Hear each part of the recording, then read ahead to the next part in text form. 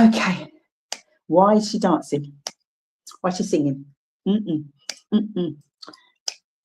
dun, dun, dun, dun. Wonder Woman. You all right? Do you remember? Don't you come on, Shelley Titmus. All right, come on for 1 sec. Come on for 1 sec. I need the producer on. Hi, everybody. Got to see if she's paying attention. She probably, she snoozes and then it's like, oh, what did you say?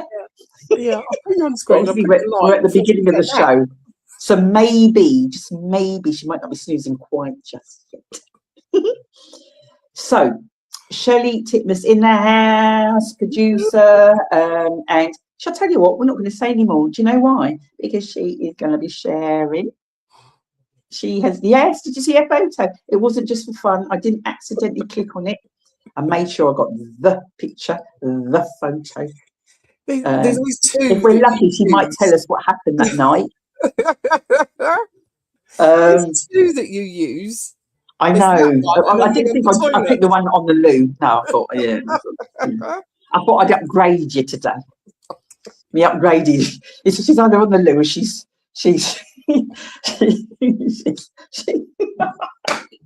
anyway, I'm not saying any more right now.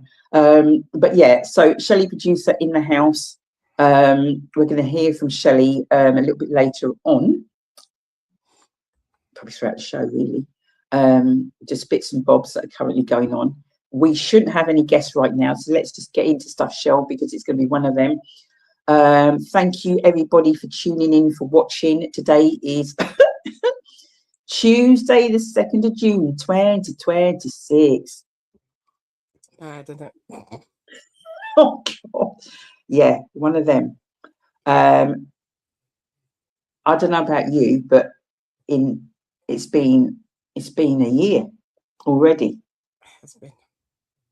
It's been a year already, and let's be honest, Shell, we're packing it in like sardines because that's just the way the year's going. But do you know what? We're making sure self-care, self-love, and all of that jazz. Do you know what? Is Grace there? No. I got no one. Okay. She's just said she's ready. Yeah, she's not coming in yet. Is she there? No. Okay. She's not on, she's not Grace, if you're watching, because this is what people say to me, I'm ready, I don't know what happened, and that's because you're watching live on Facebook. So that is why I've sent the link. Click on the link, and then we'll, just in case you haven't done that, just in case you're watching on Facebook, if you are, message us and Shell will message you what to do. just in case. Shell, whirlwind of a show it will be, as always. Let me make sure I do the T's and C's and the what do they call it when you have an event, the housekeeping, isn't it? Yes, that's it, housekeeping. The only people that are allowed to swear are me and Shelley, and we won't be. We advise you right now to put on your seatbelt. Why is that? I'm at home because this show will take you on a roller coaster. Now, it would be really fabulous if you could just jot down. We don't want to know your life history, guys, but just jot down where you're watching from. I'm hoping my cousin in US of A, she's always watching, our Shirley, and just anybody else. So for those of you that are watching, I'm going to see what we can do today, Shell, to see how far we can reach on this show. Right? See how far we can reach. And, we love you all here. We love you all in the UK, but we love you all overseas as well. So our friends in Barbados, Montserrat, US, Australia, India, all our friends. We got friends Malawi, Zimbabwe. Come on, guys. We got friends all over. Just drop us a note and just say hi. So let's get into this. Shelley Titmus, I heard you say last week, yesterday, all of this week, I believe it's volunteer week. I've seen you posting, promoting, and there's people out there like going like, yeah, volunteers, and like, I ain't got the time, and why should I? And so many other things. We could take the whole show, as you know, and talk about, in all seriousness, about Volunteers Week. But let's just kind of like, I'm sure you've got information that you'll put in the chat, but let's just throw out some nuggets, just some of the stuff that you've done. And I'm sure as we go along, there'll be things that will come into play when you have your talk as well. But just, it's Volunteers Week, the whole of this week. How can people get involved? And yeah, I don't know. What does volunteer mean? It might sound silly, but yeah. Yeah, it's volunteering can be anything that you're then giving back to a charity or a project. It could be something something that you're passionate about, something that you've got some people that will go through and it's like they end up volunteering because of their children. It's, I want to make it better for my child. So you go along to some of these clubs and bits and pieces. Yeah. Get involved. Yeah. So you become a governor, you become a trustee, you become all those kind of things. That is all volunteering. And that could be, governors is what, four times a year? For your meeting? Yeah, because initially everyone's like, haven't got time. And I was thinking like, I'm busy too. And then and it's like, are you really saying for all what you think, as in like the schools of this school, but they're crying out for help and support. Yeah. So when you say 5 times a year, you're talking like potentially like 2 hours. Yeah. Over a whole year. I mean, how important is it? Yeah. And it's all these kind of things that if you're sitting there and you're moaning that something's not quite right, then just that little bit of volunteering can make a difference. If like for me, when I went through all the different things that I've done as a volunteer, it's because of the life situation at the time. So you've got things like when I was going through infertility and stuff, I found a website that we were helping each other through, and they needed help with running. Remember how chat rooms used to be like late 90s, early 2000s. So you've got that was part of my volunteering, because it was something that affected me right then. And I suppose it's almost like you want to become the person that you were looking for at the time. Like, I've been through this. I've got some kind of feeling how, I mean, obviously you don't know how everyone is, and there are some volunteers out there that will be like, but you do this and you do that, and you're thinking, no, because that won't work for me. And it's because I've been through it. I've got a lived experience. But you've got some volunteers out there. So yeah, I've been there. This is the way that I did it, and see how you go. So from school even to like the elderly, I mean, we've got I've forgotten the name, that does the dementia club. Michaela, who just announced today that she's in the process of writing a book. Yes. So even things like that, like going along, yes, she'd love you to be there every week, but if there was a particular thing that came up, if you just wanted to do as and when, it's another pair of hands and another pair of eyes that can be around, that can see what's going on, and sitting with the elderly. If you're younger, you learn so much. The last time I was with quite a lot of elderly ladies, and I say elderly, they're kind of around my mum's age, but they're so naughty.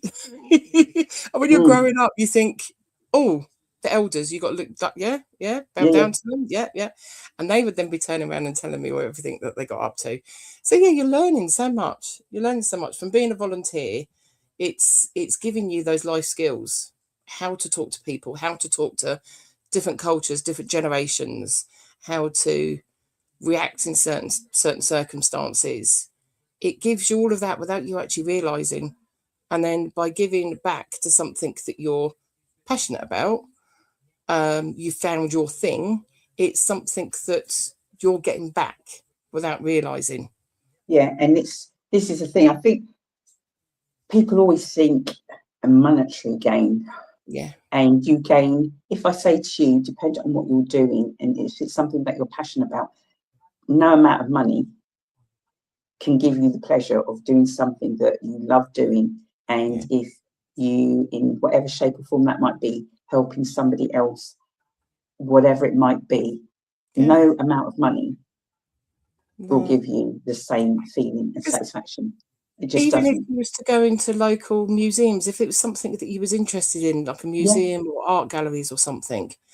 I say that because I was thinking about it earlier, that when I've gone and taken mum down out and about, and me and my brother and my sister take mum out, quite a lot of these places down in, I know Dorset is a retiree kind of area, but we went to an art gallery, and everyone that worked in there was a volunteer, but they're all passionate about, one of them was a local historian, one of them was an artist, and because they gave back that little bit of time and helped people round, and even just literally helping people round, because we weren't supposed to use the lift because they were doing some painting, but we had to go up to one of the volunteers and say, can we take the lift back down again because mum can't go down? And they were all really chatty and lovely, and it was like, yeah, that's what I'm like when I'm out and about. I went to a cafe before and they were having problems. You know, when you do your self-serve coffee and stuff in IKEA, but they were having problems. And my mate turned around and looked at me and went, you didn't really need to help people, but I did. I said, are you really saying that you were going down and sit down and watch this older woman having problems getting a coffee? Yeah. And I think what people are potentially scared of, as in, like, if they offer, I don't know, I can do an hour a week, let's say, 1 hour a week, every week. But somehow the people will then kind of up it to from 1 hour to, I don't know, more hours, and then they're going to feel a bit bad about saying, no, I can't do it anymore. You'll find the majority of organisations or products, whatever, they're just grateful and thankful. And you know what? Your offer of volunteering might be a one-off 2 hours. Yeah. They're happy. They're happy because there's always, depends on what you're doing, but there's always something for somebody to do. And when you say, like, I haven't got any talents and there's nothing I'm good at, there will always be something. Yeah. You don't realise. The reason why I was just reaching over and was picking bits, but I've got a book. It's written by a scout leader, a scoutmaster, and it's actually, it's talking about being an adult volunteer. It's just about, not just about knots and lashings. It's trips to the hospital, run-ins with the police, and you don't have to be camping out every week to become a volunteer at Scouts. But everything makes a difference. So it's a bit of a tongue-in-cheek kind of look at it. But the book is actually called It's Only an Hour a Week. Stretching the Truth Since 1907. Because it is. You get drawn in. I mean, the amount of times recently where Jake has gone through scouting, and I've gone and helped out at some evenings, and you yourself have come along to some of the evenings as well. Yeah. And I've gone along because that's that some of my background is useful for doing an evening. So I got used for that. And every single time I kept saying, I am not getting back into scouting. Because it's, but you could just do. No, I cannot not just do. Yeah.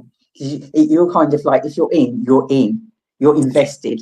And that's kind of like part of what I was saying this year. It's like, but it's up to you. It's up to you as an individual what you want to do. It's not a case of like, just because you said yes, that means, you know, every week, twice a week, but you can only do an hour and they're going to want you to do more. You just do what you want to do. But honestly, it's so fulfilling. And yeah, speak to, I'm sure, your friends, family. There's somebody that's got to be volunteering already at the moment. If not, we're going to post that information. Well, yeah, because if you're looking at something for Bedfordshire, there's CVS, which is that they post up volunteering opportunities for Bedfordshire. But look at any of our posts that we're actually doing on Simply Deez, because you've got all the major charities that once we see that there's something going on, we'll share it on our pages. All of those charities would need volunteers of some kind. And I will always say, Luton Irish Forum, they're our friends. We've been along to that, using their building and what they do for their community, and it's for everyone, But yeah, so even if it is just because it's coming up to summer, they need an extra pair of hands to looking after other people because they've got an event that's gone on, or going to the seaside or something. You know, there's all those kind of opportunities that come up that don't If you have to see be. an organisation that you're particularly maybe interested in, or the work that they do, you can even contact them directly and ask. And I'm sure, you know, obviously they'll come back to you in volunteering opportunities. They will literally snatch your hand off. Yeah. Everybody needs help. And as we say, it takes a village. Yes, definitely. It takes a village. Have we got any guests? Yes, you've got Bob and you've got Grace. I've got the two of them, have I? You got the two of them. Laughing his head off now. Grace, you just need to put your camera on, I think. Are you that, Bob? Yeah, me this, yeah. Hey, what? Yeah, but you don't, Bob, you look smart. I know. Looks scared me this evening. Hey, Bob, did you hear me earlier on? I was saying this is going out far and wide, so you just don't know who we might reel into. Are you that, Grace? It's me. Hello. Hiya, Grace. Oh, welcome, guys. Welcome. Thank you both for joining us this evening. I think, if it's okay, I'm going to kind of start off with you. Sorry? Oh, no.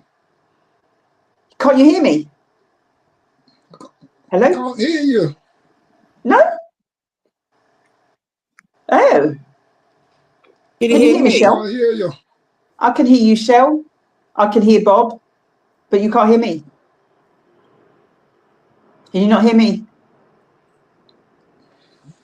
Can you hear me? I can Bob? hear you, Dee. I can't hear you, Dee. Can you hear it's me? you, Bob. It's you. Yeah, Shell, unmute yourself. I don't think he is on mute. No, he's Turn not up on the mute. volume. Can you hear any of us, Bob? I think he could hear me initially because I was saying how he looked smart. I don't know whether it's because I came off the screen. Bob? Because I can hear you. Say something, Bob. Talk. Bob. Talk. Say something. Can you hear any of us? Can't hear you. We can hear you. Can't hear nothing. You can't hear nothing. Let me try and remove him off the screen and then go back on again. Hang on. Can you hear now? Everybody can see and hear you. Okay. Hiya, Bob. I can't hear nothing. Bob, can you not hear? This thing gone. Should we get him to go right out and come back in? Yeah. No. Can you message him? Yeah. Shell? And do that, and I'll have a little chat. I'll have a little chat with our Grace. Yeah. All right. Gracie in the house. Babes. In the house. Mwah. Thank you so much for joining. I don't know. I think maybe, bearing in mind the show's 8 years old, I think maybe I might have had you on once. Yes. That's when we were when I was in that play. Why didn't I get married? Have I not had you on before then? Not had you before then. And years then ago, years and years in the studio. That's what I mean. Yeah. Oh my God. Yeah. That was 2019 was the last time I was in the studio. Wow. Because then COVID hit and it was a case of obviously, nothing like that. And then I've just stayed online. So we're reaching overseas now, you see. Wow. Well done. Yeah, we try our best. We try our best.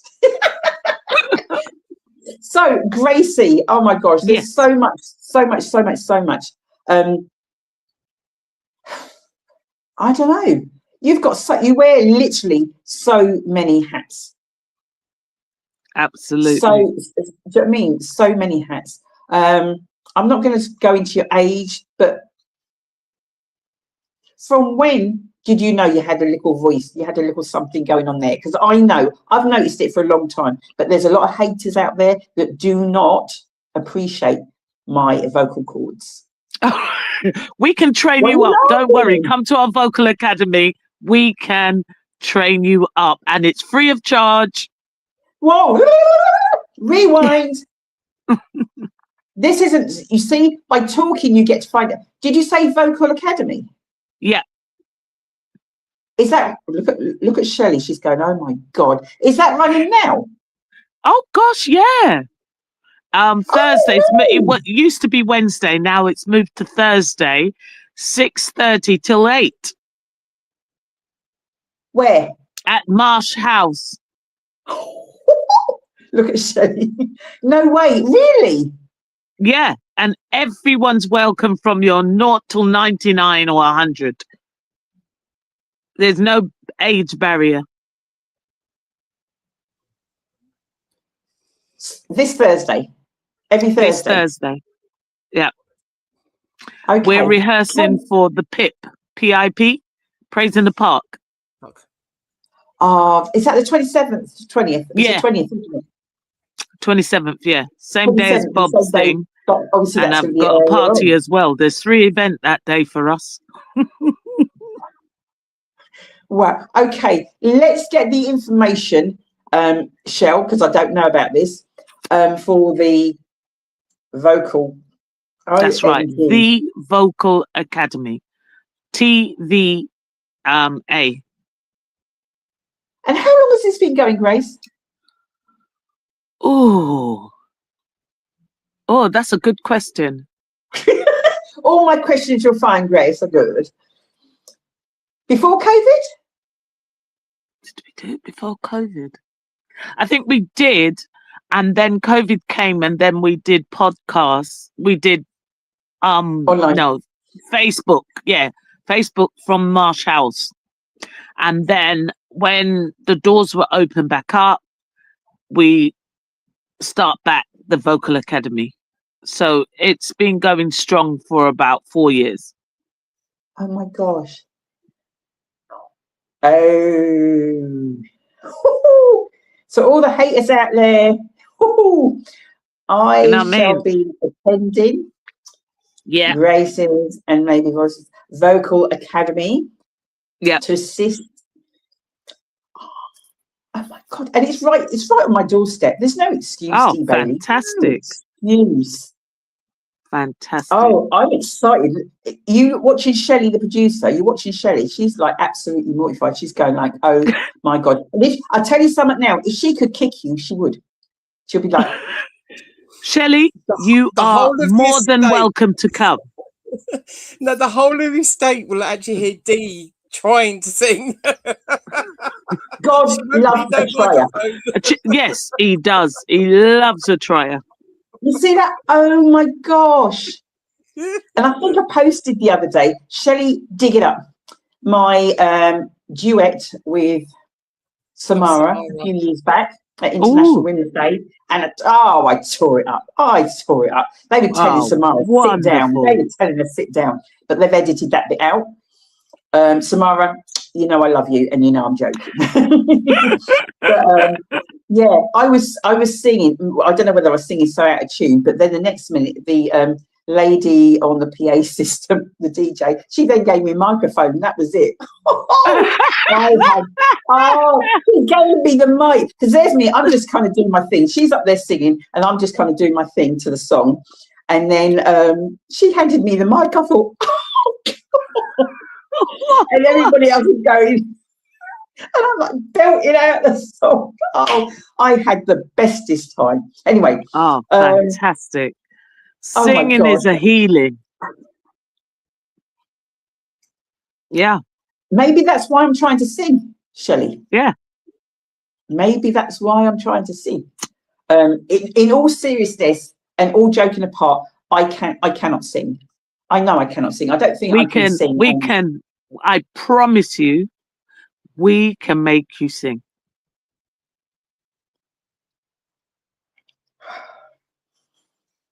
Shirley, Well, okay. you're welcome to come as well. Listening. No, she can't sing.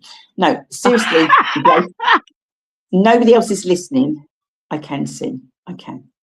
Oh, good. But they just don't Wonderful. appreciate it. They just don't appreciate it. But no, I am. 6:30 to 8. It's a nice little time. Yeah. Ooh. Okay, right. Oh my gosh. So when have you been singing? How old? We come from a musical family. My father was one of the best musician I've ever known, because obviously that I grew into it. So my father, we have 10 children. My father has 10 children. Wow. And he taught us, if we can't sing, we've got to play an instrument. Oh wow. So okay. My brothers were more instrumental. And I remember my first ever encounter of singing. I think I had to sing Amazing Grace because of my name. And my dad brought me one of those orange plastic organs, right? That with its own stand and everything. And he wrote all the A, B, C, D, G on the keyboards, and I had to learn to play at 10 years old. Wow. But I still didn't know I had a voice until I think at school we used to do assemblies. Yes. So at assemblies, we who were going to church and can play instruments and can sing will come and take an assembly once every 6 weeks. And that's when I knew I could sing. Although I was in the choir, I was never a lead singer. I'm a background girl. And and I love you. And then we did that, and then my father put a group together, all of us, and he put us in a group, and we were called the Black Horizon then, and we went to Caesar's Palace. Oh wow. And came second. Are you talking about Caesar's Palace in Luton? Yeah, which is now Asda. Oh wow. Yeah, Caesar Palace in Luton, and then the Jubilee, the Queen's Jubilee, when we were very young. My dad got us to sing on stage there as well. And then we formed a group after we did the gospel thing. We thought, oh, let's do another thing. Let's form a group. And we formed the group at 61 Club. And our manager at the time was Errol Freighter. Yes. Errol Freighter. And we were called, oh my goodness. It's all right. You can phone a friend. Yeah, I can phone a friend. Oh my days! What were we called? They were Earl Blucher. There was Lennox Ferdinand. We had all them guys playing with us. Oh wow! Yeah. Oh, it's just come into my head and it's just gone. Throw it out to the audience, Grace. Yeah, who can remember us from 61 Club? And Errol Freighter was our manager. Because there was me, Leah, Stephen, my brother, Gilly was the lead singer. Lennox Ferdinand played the bongos. Earl Blucher played the drums. The rhythm guitar was my brother, Steve. And who played the bass? I can't remember who played the bass, but someone played the bass. Come on, people, all of you that are watching out there, that's why we say share. That's why you're supposed to share this, share it, because somebody somewhere is going to say, and just list them just like that. Or what we Wow. call the Black Horizons. What's that? I can't remember. Oh, wow. Okay. So how old were you then? I was, when we went in this group, I was 17. So I suppose because your dad's involvement, because I was going to say at 17, all I know is I was being told study books, study. Study. Oh gosh, we had to study as well as music. Oh, right. Yeah, we had no choice. Right. Okay. And so we had to do all that, and we formed our band as well, which my father was really, really pleased. He always made this saying. He always said, what's the point buying people records when they can buy your own? I thought my father was one of the wisest men I know, but when you're younger growing up, you don't want to take his wisdom because you want to do your own thing. Yes. You know, and that's what happened. And when I refer back to certain things my father would say, certain phrases, and I went, oh my God, he got it right then. But I wasn't ready to comprehend at all, because I want to go out there. I don't want to hear no more Bible. I don't want to hear no more church. I just want to go out there and rave. And my father always put little scenarios in front of us, you know, but you know, you don't pick it up until later on in life. I thought, oh, if I could change my youth. No, because you wouldn't be you now, right? Certain things I wouldn't do. But your path would be different. You wouldn't be absolutely different path. I probably would have been a prime minister. Who knows? Still time. Still time. Oh no! I ain't got time for them, because they scrutinize your spending.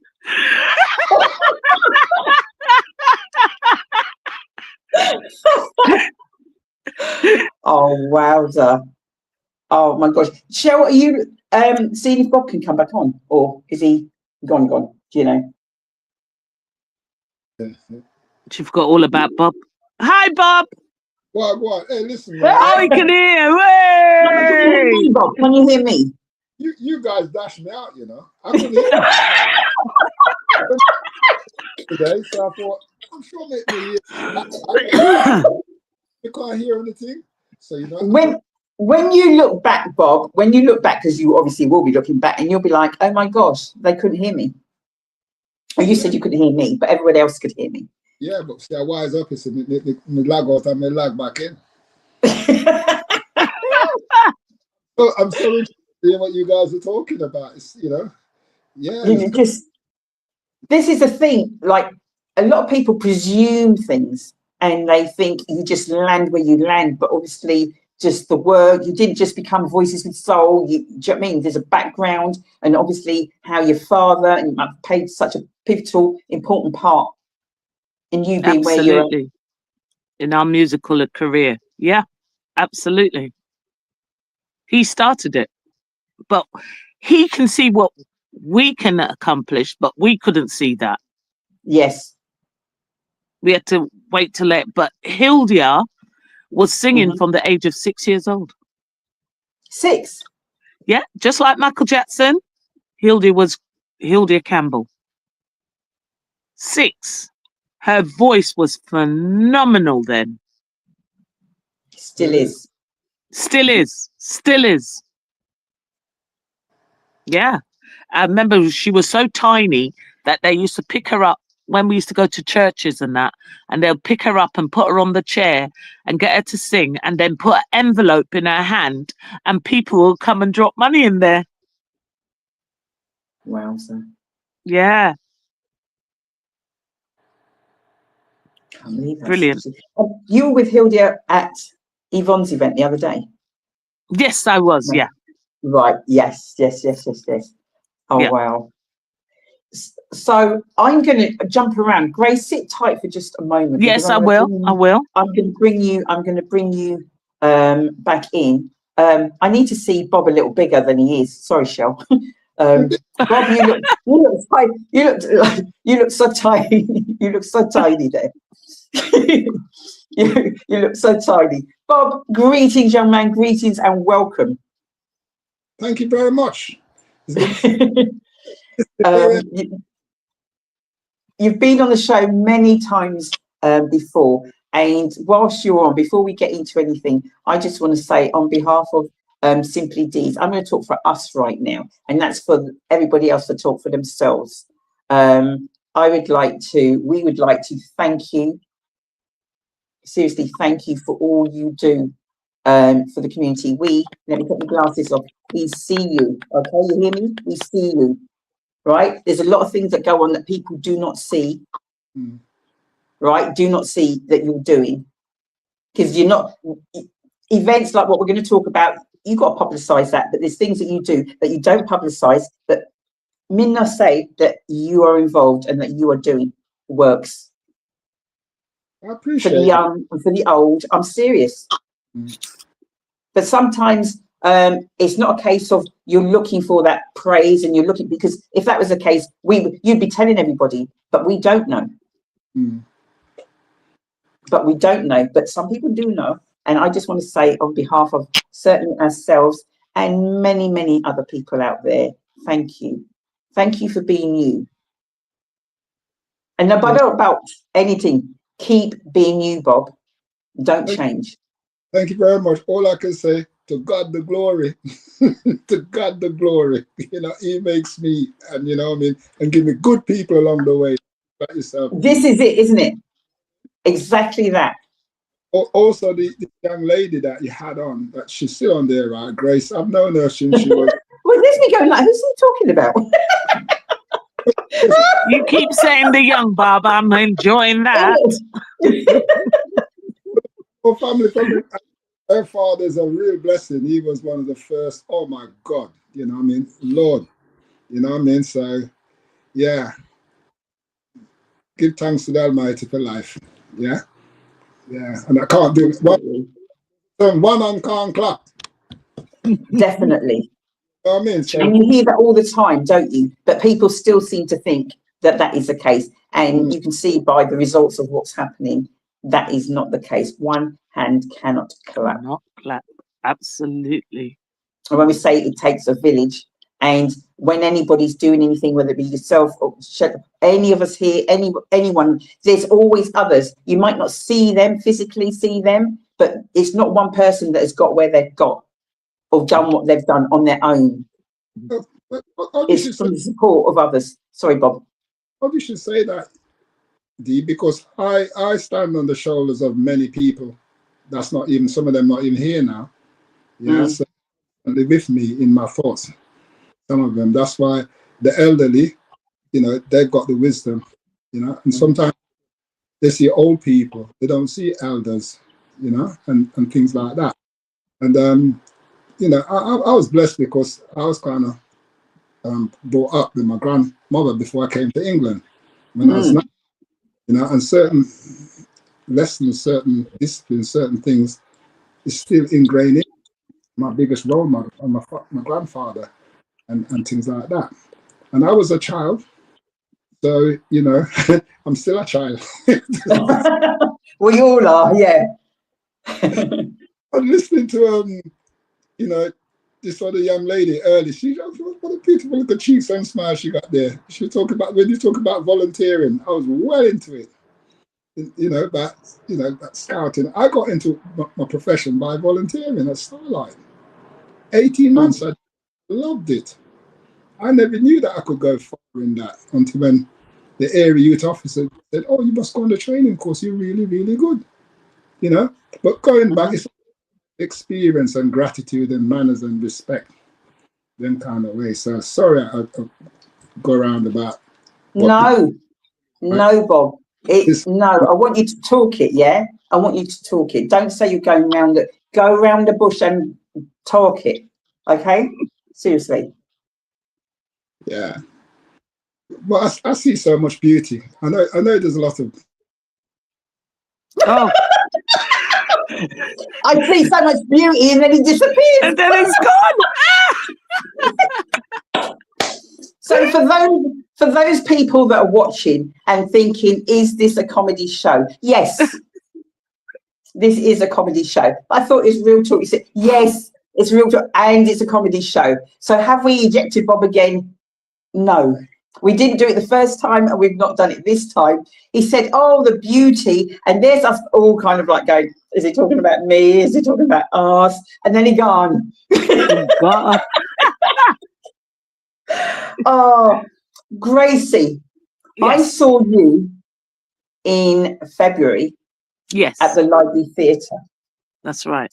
I didn't see you sitting in the audience. You were on the stage. And I'm going like,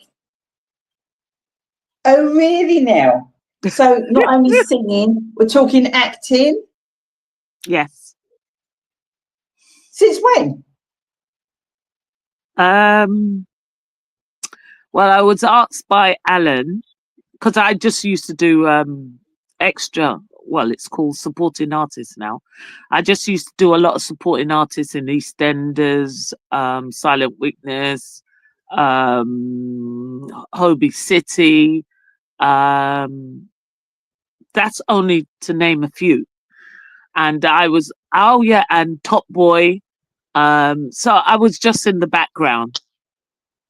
Stop you 1 second. Bob, are you here to stay or go? What are you saying? What are you saying? Let me tell you what happened really, right? I've got my phone, right? Because on WhatsApp, I click the stream and I come live. I do that all the time. You cannot don't touch your phone if you're on the... No, I don't touch my phone. What happened, right? When somebody phones, Oh yeah. that the volume, the voice, I can't hear. That's true. So that's what's happened. So I've had to go back and come back in. I don't wish to be naughty. We wouldn't want it any other way, Bob. Hey? We wouldn't want it any other way. Yeah, that's what I just thought I'll explain, because yeah. It's all good. Before you do anything else, Bob, I need you to just sit there. Let me finish with Grace before you decide to disappear again. I don't want to. Grace. I'm not going Yes, to So say you're Violet. acting now. You're acting. You are absolutely. That was so funny. I've already seen it. I saw it last year, and I'm like, Alan, I'm coming back again. And then obviously you being in it, I was like, oh. And the support you had was amazing, wasn't it? Yes, absolutely. I was astonished. I didn't even know so many people came. Yeah, it was 3/4 full. It was absolutely amazing. Mm-hmm. So what's next for you? Hilda and myself got approached by this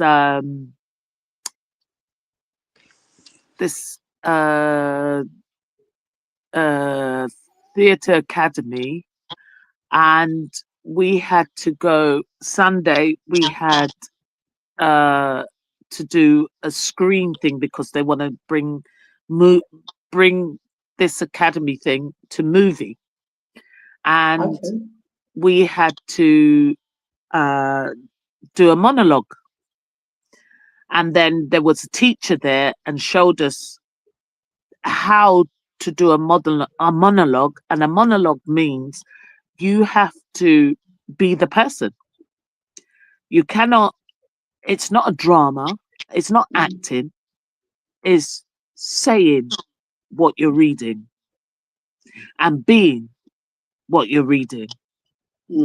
And you have to make it's your life, and you're just doing that monologue and do it. So, and because for stage is different, but for screen is completely different, because you have to sell yourself in a way that it has to become believable.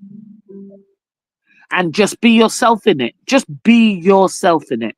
Wow. And we take up so many pointers from there, because after I read my monologue and then Hilda did her monologue, this is our next step forward. Wow. Massive. So what's happening on the 27th of June? On Apart the from 27th of June, we're at our academy. The Vocal Academy will be performing at 1:25 at Wardham Park. So it's called Praise in the Park, PIP. So we've been asked to bring our academy there and perform 2 songs. And then on the 20th, and then later on, we the Voices Will Soul will be singing at Bob's event, the Windrush, which I'm looking really forward to that, because last year we helped you out, didn't we, Bob? Yes. And this year we're performing, so which is nice. And then after that, I'm off to a white party. What do you mean? I mean, you're dressed in white.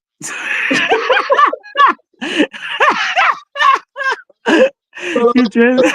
Wow. Yeah. Busy. It's a busy day. Yeah. Okay, and so Voices with Soul. So some people like, I think I've heard of them, haven't heard of them. Just tell us, just briefly, sort of like when you were on, I mean, I know. Yeah. When you were on Britain's Got Talent. No, wrong show. No, it's not. Oh, God, I can't remember it's one of them. X Factor. That's it. Yeah. Yeah. In 2004, us 3 saw the advert on the telly. Kareem went and send off our names. So we had to go and audition. We couldn't believe that Kareem did that. So we went for the audition, and then we got through all the 4 stages, and then we got picked to go on the TV. And we sang, and we came out 6th on the show. I was watching. Was it Louis' house? Was it? Yes, it was lovely. Right. So let's move on. But I saw it. Well done, though. That is a massive achievement. I can't believe that's 22 years ago. 22, my darling. That's what I said. In October, we were on the show. The 4th of October, 2002. 2002. And 2004. What am I talking about? 2002. Yeah. Yeah. And you've travelled all over. All over. First class once, but it was lovely. Next time in the pitching coupe. Economy. Not even premier. Economy. So, yeah. Ask you do comedy as well, right? Oh my God, yeah, we did a show for Bob when my brother and I were co-host. Oh God, I forgot about that. Yeah. I'm not the comedian. I'm not the comedian. Irene's the comedian. You're all funny. But Irene was pronounced as a comedian. So yes, we've got a very hilarious family. Very, very hilarious family. Gifted. Everybody's gifted. Yeah, everyone's gifted in their own way. Yeah. Fab. Sit tight, Gracie. Sit tight. Bob. Yes. You're not busy. Simple, busy D. man. Awesome, D. Go on. Tell us, 27th of June, Saturday, 27th of June. I know some of what's going on. The people out there don't know nothing that's going on. And we need to ensure that this is sold out event. So tell us why are you putting this event on? You're always putting events on. Why is this one special? It's a purpose. It's a journey, really, right? And I'm going to go forward to this event. Firstly, right, this phenomenal young lady, Grace, by name, by nature, and the whole of her family, they're like family to me, really, in a way, truly, yeah.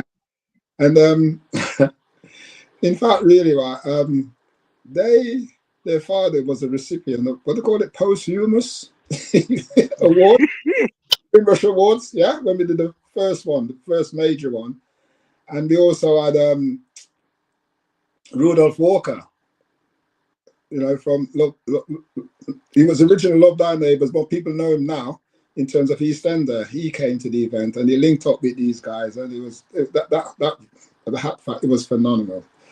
The reason why this event is put on about Black History, way back in the day, I put on Black History Awards, and I brought in Black History Month to Luton officially, and stuff like that, and things like that. So the culture has always been a part of me in some ways, running the Starlight and various other things. Yeah, this Windrush is about the generation of people who came to England from 1948, was a major immigration, 1948 to 1971. That's what you call the Windrush generation. That's not to say that people wasn't there before, but 1940 after the war, to come and build up the country and such forth, the motherland and all that kind of stuff, right? All the Caribbean people, basically there's a mass influx over here. And I was 9 when I came in 1966. Yeah. So people don't know this, some of it, but certain part of the Caribbean, especially Jamaica, we're more English than the English. I was taught the rudiments, and I was very advanced in terms of school, maths, this, that, whatever. Because there's a term, when you go to school and you go to one bench, you got to learn. Education. Yeah. I know I missed out on my elocution lesson. I would have had, whatever, but that's beside the point. Made my way through life. So the Windrush is about honoring the achievement of those pioneers and their descendants who actually still contribute towards, the society, whether different fields, whether it be health, education, right across. And it's important that, we have these events so that we acknowledge in the local community those people. We give them, some of the elder ones, their flowers, give them their respect, give them their conversation before they pass on. And so I see that as all part of life, society, because that's how it was, like a village, like in back home. I know things have evolved now. People talk about education, but I think that sometimes they get it mixed up with qualification, because education is not qualification. Education is knowing where you come from. At the same time, right, you get where you got your degree or your diploma or your master's or whatever. It's about how you apply yourself in whatever field you're in, and how you contribute to humanity and society generally. That is what education is. And some people may get the opportunities, others may not get the opportunities. Doesn't mean that somebody's better because they've got such and such. It's about humility and those kind of stuff. So this Windrush Awards is very, very important because it's not a political thing. It's nothing to do with the council. We're at the same time, no disrespect, we got to have order of government, whether it's central government, local government. It's about empowering the community that they have something that they can appreciate for themselves. So this event is a fundraising event. There's no grant or anything. It's about we raising our money for ourselves so that we can help put on something. And it's got to be something of a high quality, really high quality. The Windrush Awards, it's been going 4 years now. But we've had Black Awards that's been going longer. So it's a 4-year. And they've had phenomenal amount of people got recognition that we know in the community. Sometimes it's good to acknowledge people. Yeah.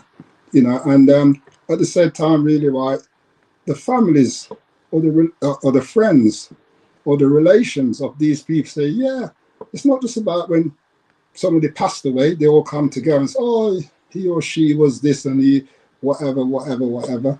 No. We need to actually sort of, as I say, while people can smell the flowers, while they can hear the conversation, that's what the Windrush Awards is about, really. It's about having pride and things like that. And it's not just within the Windrush generation, it's the wider community as well. I mean, we've had High Sheriff, we've had all sorts of people from all walks of life that come. Some of them actually been touched by the Windrush generation on their way up. Yeah. So it's we've got people of different status.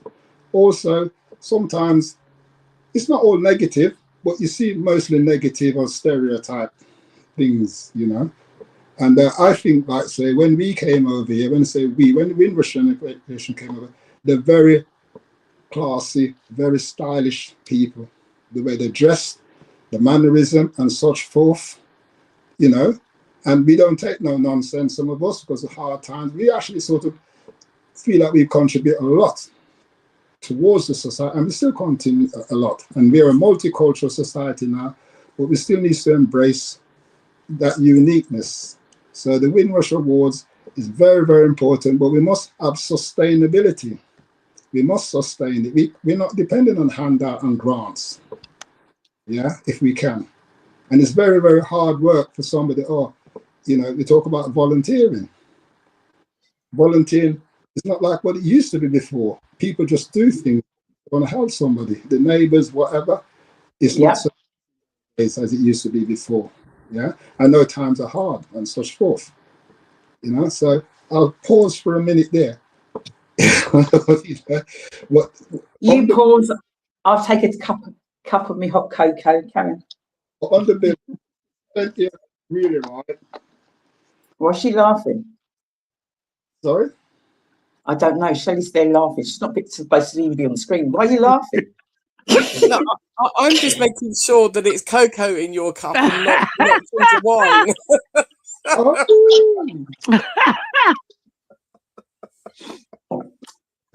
Okay, I'm not going to. Stones ginger wine is my tipple, everybody.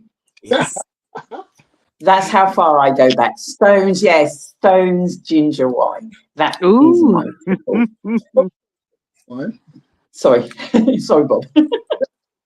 This event really, it's a fundraising event, and what it is really, right, there's a lot of artists, a variety show as well. We got African drumming, we've got poet, we got the one, let me name the name, we've got the wonderful Hanifa Mohammed, and we've also got the Windrush ladies. Dee, you was at that show at the I wasn't. Was it there? Oh yeah, yeah. I remember. Yeah, you did say that. Yeah, that was at the Library Theatre. It's called. Is it Nubian Voices? Voices of Nubian Queens. Oh, right. Yeah, that was awesome. Those elderly generation, the way they narrate, and plus hearing their distinctive voice. Yeah. When you hear the elder voice, it's kind of, So so they be doing their bit as well. We've also got let me just refresh. Get the flyer. Get the flyer, Bob. Get that flyer. No, but I know what it's like. You've got an event, you're doing it all, but it's like to reel it off is like, actually, let me look and make sure, because you don't want to miss anybody out. Because, so we've got Audrey Scott. She's a legend, Lovers Rock. She's phenomenal.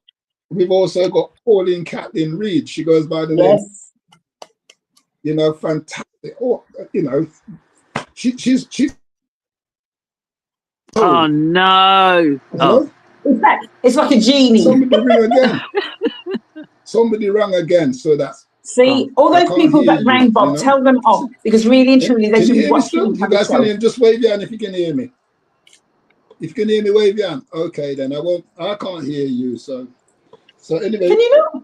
We've also got Amira Michelle. Amira's a young starlet. She was the one who put on the hurricane appeal thing for Jamaica. It was fantastic. She and some of the young people. We've got Askala Selassie. Are we still there? Yeah.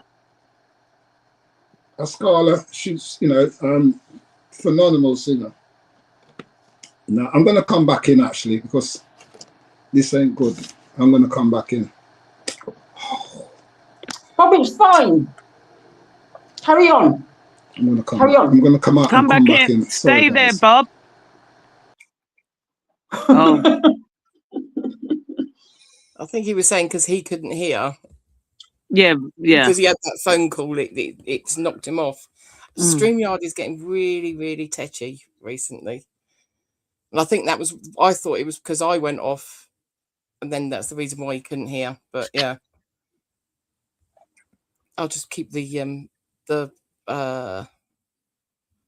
flyer on. Hang on, I'll try and make it bigger.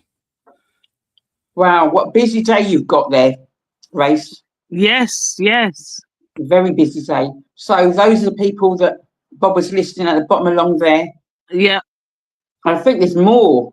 I think that's one side. I think on another flyer. Yeah, you got, this is the back side, yeah. The back side. That's what she said. That's what she said. This is the side that's got all the listings on it. So you've got all No the problem. DJs. I have got a flyer somewhere actually. The fashion show. Yeah, that's JTF Freak, am I right? Yep. Yeah. Joyce JTF Freak is going to be doing a fashion show. It's going to be taking place venue 360, am I right? Yeah. Yeah, venue 360. I'm not sure. The times are quite strict. 6 and it's p.m. not one of those, oh, you rock up at that time and still think you're going to eat. No, if you're not there when it's meal time, when that's done, it's done. And they've moved on. Even if you've paid, we need to learn to be on time. So that's right. Because the doors open at 5:30. Yeah. And then I think meals at 6 or something. Or the meal at 6. Yeah. Mm-hmm. And then that gets cleared away. So eat fast. That gets cleared away at 8 for everything else to then carry on. I'm going to be there on the day. I'm going to be helping out. Brilliant. Yeah, I'm going to be helping out on the day. So it looks absolutely amazing. Here he comes. What's the time now, Shell? Sorry. 7 minutes past 8. Cool. Good. Bob? I can hear. I'm back now. Can you hear me? Yeah, we can. We could hear you before. Yeah. You just can't hear us. That's it, you see. Yeah, so is everything going to be on time? It's going to be on time, strict and whatever, yeah? And yeah, also, did you hear us saying that? No, I'm telling you. Well, and you're going to be able to. Yeah. Ooh. Let's mention some of the DJs because, you know, we've got Lee Drummond, Mr. Trainer, Rolex, Tony, GQ Toy Boy. Wow. Oh, he's nice. I mean, good player. Yes. I mean, he's a good DJ. Yeah. That's what we thought you meant. Yeah. Anything else? It's not. She's quite new to this area. She's one that she does the ladies DJ every Thursday. Oh. Who's that? The Thursday at the Well. You know, Who's ladies that? been in the music, yeah. And also we got Ricky Ninja. Playing as well. Who's that? You know Rick Patrick. I'm joking. Yeah. I knew she was joking. Yeah, so hopefully it's going to be very packed. Oh, it is. Proper, you know. So excellent. Yeah. Excellent. So how can people get tickets, Bob? Right. The actual early bird is gone. They were gone, but what end of May, wasn't it? Yeah, but really right. Because the standard ticket is £60 really. For the dinner and everything. It's very it's very plush what people get. It's cost quite a lot, you know, and plus we're trying to get the money back. Well, hopefully we make something. We're not going to make a loss. Yes. So £60 the standard ticket, and it's £30 for the what you call it, just for the if you just want to have just the entertainment, the gala, the performance, and all that. But with the meal and you know, table, you got soft drinks on it and all that kind of stuff. But they really right. You can still at the outlets, and the outlets are Charlemagne Hair Salon, JTF Freak, and in the market, contact me hotline. You know, I'll hold on to those early bird ticket at £55 for the dinner and everything, and £30 for you know, just if people want to come from 8:30, you know, just performance and everything like that. Yeah. So my number 079 5656 9638, or just jump on any of the flyers or the website or whatever, you know. We'll send that information for those people that, for whatever reason, you know, it's like you might be watching it a bit later and you miss something and you're like, oh God, Bob was on the show. How do I get tickets? You know how to get hold of us, whether that's online or DM, and we will do what needs to be done. Bob said there are a few early bird tickets left. You hear that? Even though the deadline's gone, Guy. At Simply Deez, we can get you a little deal with Bob. Thank you. Yes, definitely. That's no that intimate in a sense. Yeah. I can just say really right. Basically, you have meal or you don't. Whether you have the dinner or you don't have dinner, right? We've got lots. The tables is there, all right? Yeah. Get your ticket early and don't leave it till the very end, like a couple of days or in the last week. More or less, you should be sitting around the table, you know? But if you leave it and all the tables on, then you just have to have the chairs. Oh. You know, which is not bad. You can sit on the chair, but you won't be around the table, which is everybody like the table, the trimming and everything. Of course. But, and that's fair. Of course. Something like Excellent. that. It sounds amazing, Bob. I'm looking forward to see a lot of the elders, younger people, in between, and I'm looking for volunteers. Oh. I just said when you went off, I just said I was volunteering. I'll be volunteering on the day. But exactly that, Bob. Tell them, do a little pitch for volunteers for the event. Yeah. Shirley, is she listening? I don't know. Do you want to pitch him in? I'll get him in. It's like, don't bother think, oh, it's just, you know, whatever. You know what I mean? I'm trying to say really right. It's all about the heart and the love. Yeah. So it's definitely, I mean, like, I've had people say to me, why am I going to certain events? Excuse me? No, we're celebrating everyone. Thank you very much. I don't care what religion it is, what character, what culture it is. We're celebrating everyone, and that's how Luton should be. Yeah. Right. I think we done now, isn't it? I'm done with you. Yes, you're right. I'm done with honour. Gracie, I look forward to seeing you. Likewise. Well, actually, you might be seeing me sooner than you think. Okay. Oh. Bob might even be able to squeeze me on the schedule on the 27th. Isn't it? Hey, did you say you need a backing singer, Grace? Yeah, sure. We always do. In between my volunteering, do you know what I mean? Yeah. I'll dive up to the stage, do a little stint, and then come back down and get on with volunteering. How's that? That's wonderful. Yeah. Excellent, Bob. You got as well. You got. Sorry. You see, you got a bit of stage comedian in you as well, isn't it? Yeah, you know that, Bob. You know that. What was I going to say? So, Bob, obviously, I'm not going to have another show now until July. But remember, we have every Tuesday lunchtime, we have the Simply Together show. So yourself, if there's any other of the team, the guests that are performing or doing whatever, if they want to come on, please kind of contact us and we'll sort that out and we'll get you so that way then, you know, it'd be nice to have something, even if there was someone every week leading up to the event, that would be really good. That's very good. Thank you for the opportunity. No, that's what that's what we do. We said already, one hand cannot clap, so and it takes a village. So that's what we do. If we can help and support people, that's what we do. Shell, what's the matter? I found something. Is this me singing?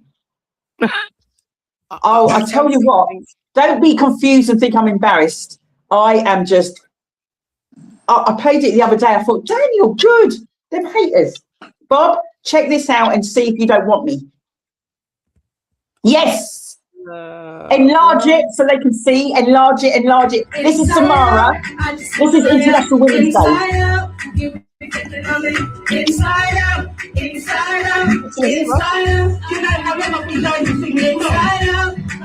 I'm singing really my tune. Inside out.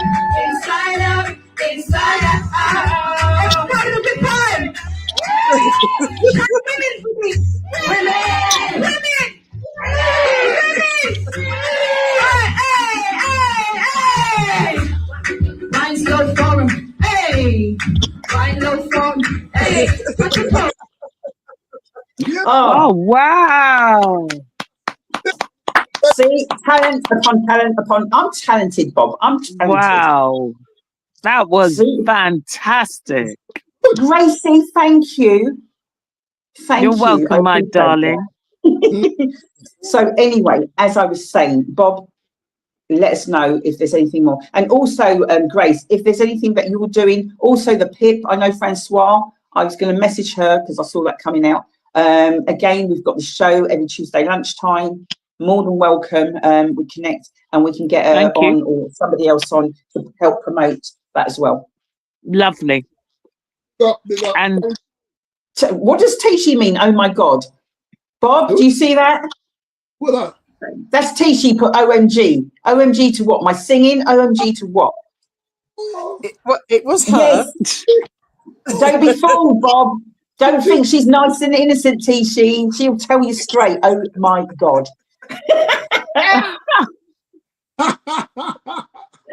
That's my niece, Grace. That's my niece. yes, She was the one Tishi, in hi, the wheelchair. baby. She I was in the love wheelchair. her. Probably when I was Wow. singing to her, she was like, Hey. Oh, right, thank you guys. Yeah. okay. All right, catch you later.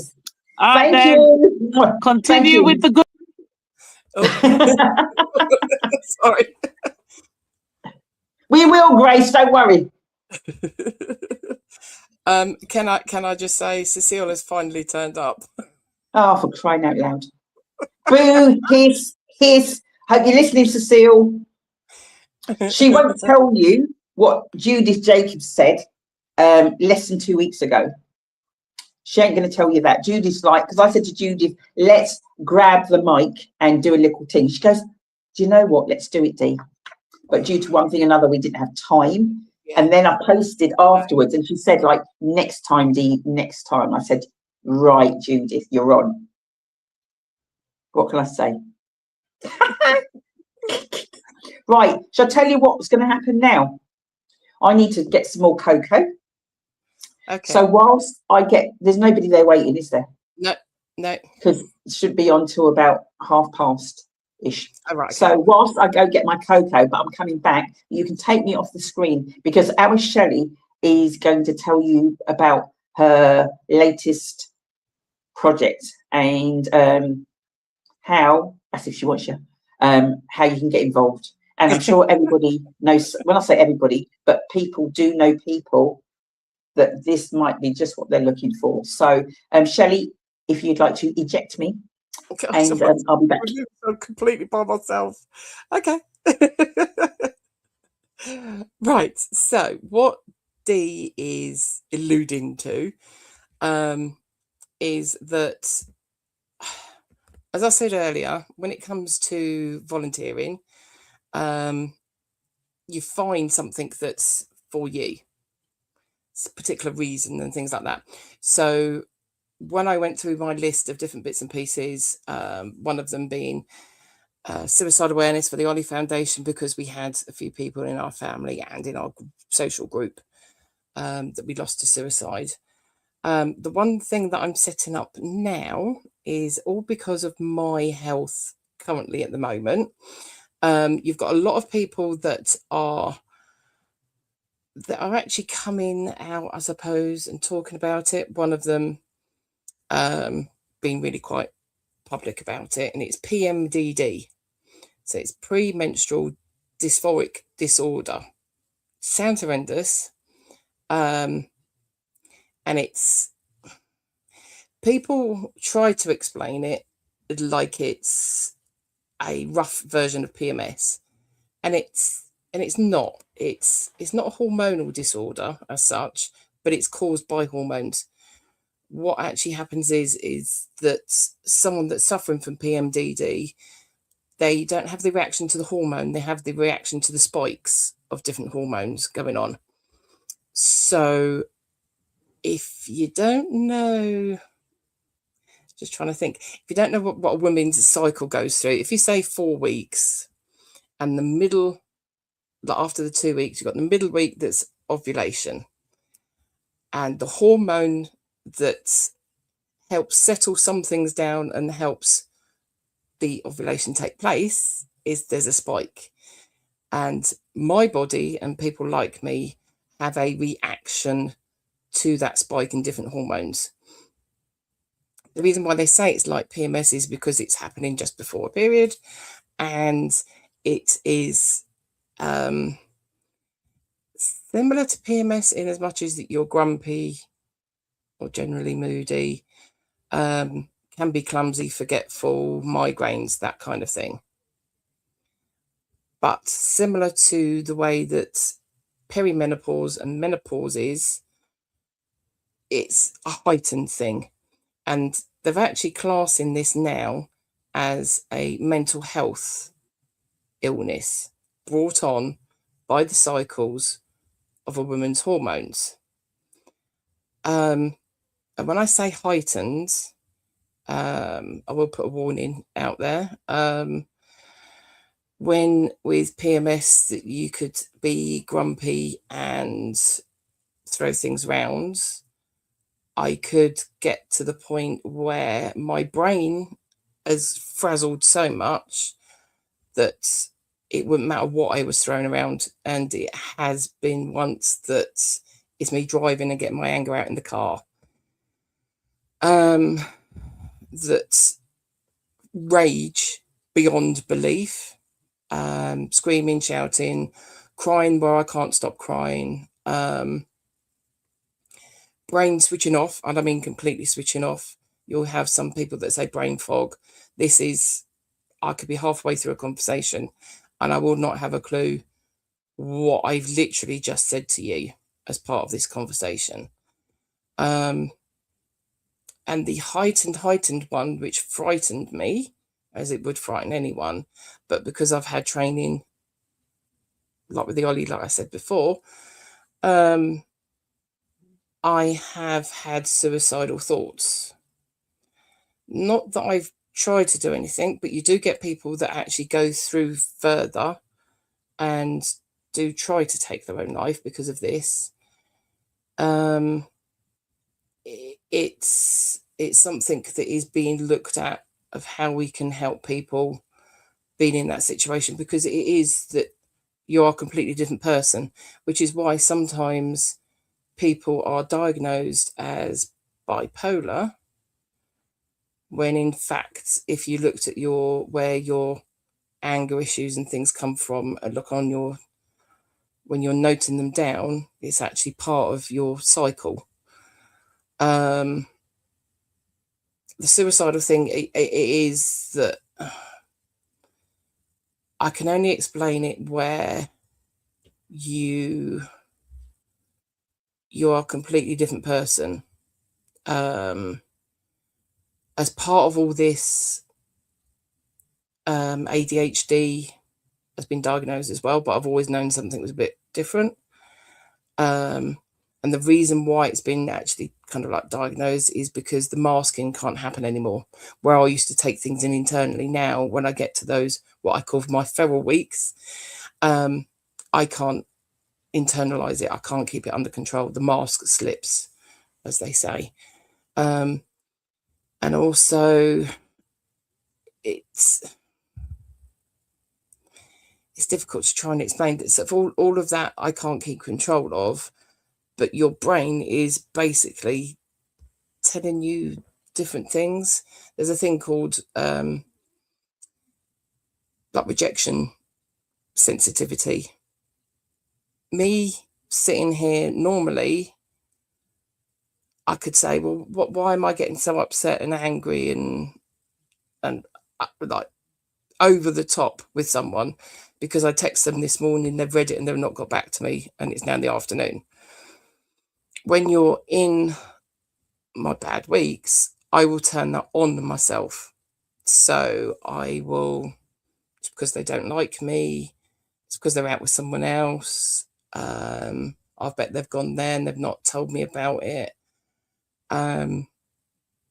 because I cancelled on them before because I wasn't right. Now they're doing it again. Well, they're doing it to me, I should say. So it's all this stuff that is not you. in any way, shape or form, it's not you. And you have to convince yourself it's just what your body's going through. It's nothing to do with you. And I do explain it that going back to like your 4 weeks. So I'm in the first of my 2 weeks. So I'm in week 3 at the minute. So everything is a little bit uneasy, a bit tetchy. I'm finding that I can switch off quite easily to conversations. Next week it might be a little bit more heightened. Then the period comes, and for me personally, it doesn't clear straight away. It's normally a couple of days, and then I could be absolutely perfectly fine. But I'll then have the 2 weeks which I'm fine. I'm then worrying about how I was during those bad 2 weeks, and I'll be apologizing to people. I'll be looking back on what I've said or what I've done, and why did I do this? Why did I do that? So when people say, oh, so it's a bad week that you've had, or a bad 2 weeks that you've had, it's not actually, because it's taken over all of your life. That when you've kind of met the other side, you're then panicking about how you were when you was having the problems. So, and as with anything, it's not just like a one thing fix all. Changing around medications, so usually it's antidepressants, hormone replacements. There's other things that goes on with histamine as well, as part of it. So a low antihistamine diet and things like that, so your body's not reactive. But because this is a cycle, you can change it 1 month, and then you have to keep it the next month and possibly the next one. So you could say, right, okay, 3 months, try this. If it doesn't work, we'll try something else. So I've had this as now gradually been getting worse over 2 years. I've now looked at it. I've looked back on it. I would say about a year. I've known exactly what it is and been working on it, but it's been about the 2 years. So it's very hit and miss, and I can't just take tablets or do this or do that. If I react out, if I switch off, yeah. And part of what I'm doing, the role that I'm doing, is I found the PMDD project. They are the first charity in the UK that's specifically for this disorder. And what they do is 3 different things. So they raise awareness, so making it more recognised, understood, and how people can work it out for themselves. Also then providing support, so whether that's online, and now we're doing these national peer support groups, which is what I'm setting up at the moment, one for Luton / Bedfordshire, and also then supporting research. They're in the forefront of some of the research that's then gone through to government at the moment. So you might have seen a women's health charter thing come out. They were part of those conversations, and actually then getting that actually in one of the things, because you've got all the things for menopause, and yes, there's a lot of things that need to do with menopause, but this is affecting anyone from the young age. So we've got teenagers that are starting to go through this, and because we now know about it, it's not just mood swings, right till your menopause. Every woman that has a period would actually then be a possibility of having this. There's a lot to it of actually what PMDD is. I'll put some links around, but I've been sharing quite a bit, and I'll also then be sharing that we open up this support group. I'm gonna bring Dee back because I've just been talking. I was thinking that she's going to bring me back. I thought she's gone. I think when you look back, you forgot we're not in a bad way, but you forgot we're filming, and it's like you just and maybe that's something that, you know, obviously once the group starts, it's just being able to talk. Yeah, I think that's the main thing. I think it's kind of knowing what's happening to you and accepting what's you're not it. You are not PMDD. PMDD is the reaction that's going on in your brain. So that's one thing. It's another thing then learning I might be like this every month. Sometimes I could be fine one month and not fine the next month, and there's no rhyme or reason to it. But if you know kind of what's coming, you can pre-warn people. And I've been finding, and I don't know whether people are realising it at the minute, but if there was a big event coming up, I perhaps wouldn't say yes to it because I know I would panic that I'm not going to be well enough for it, and actually then makes me worse. So I've been picking and choosing what I'm doing. And that's the only way that it's the forward planning and then warning people around you. This is what I go through. I'm not asking for sympathy or anything. It's just if I'm short with you on the phone, you know the reason why. Or if I'm stroppy, which quite often I can get very stroppy. But yeah, the smile, it's just, don't believe it. But if I'm in Where's one of Cecile? Is she watching this? Cecile, where art thou? Where art thou now? But if sometimes I can't even get the words out that how I'm feeling. So I know with certain friends, it's that. Okay, that's fine. Not a problem. Just come round, sit down. We'll just have lunch. Don't need to talk. It's just whatever. And the reason why I call it my feral weeks. If I can warn you that I'm feeling a little bit odd now, you then know in these next 2 weeks, I could be a bit flaky with details, whether I'm saying I'm coming and I don't come or something going on. It actually does help.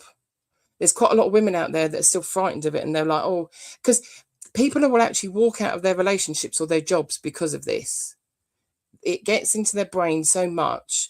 I can't do this. I can't do that. Everyone's against me. You'll have one look.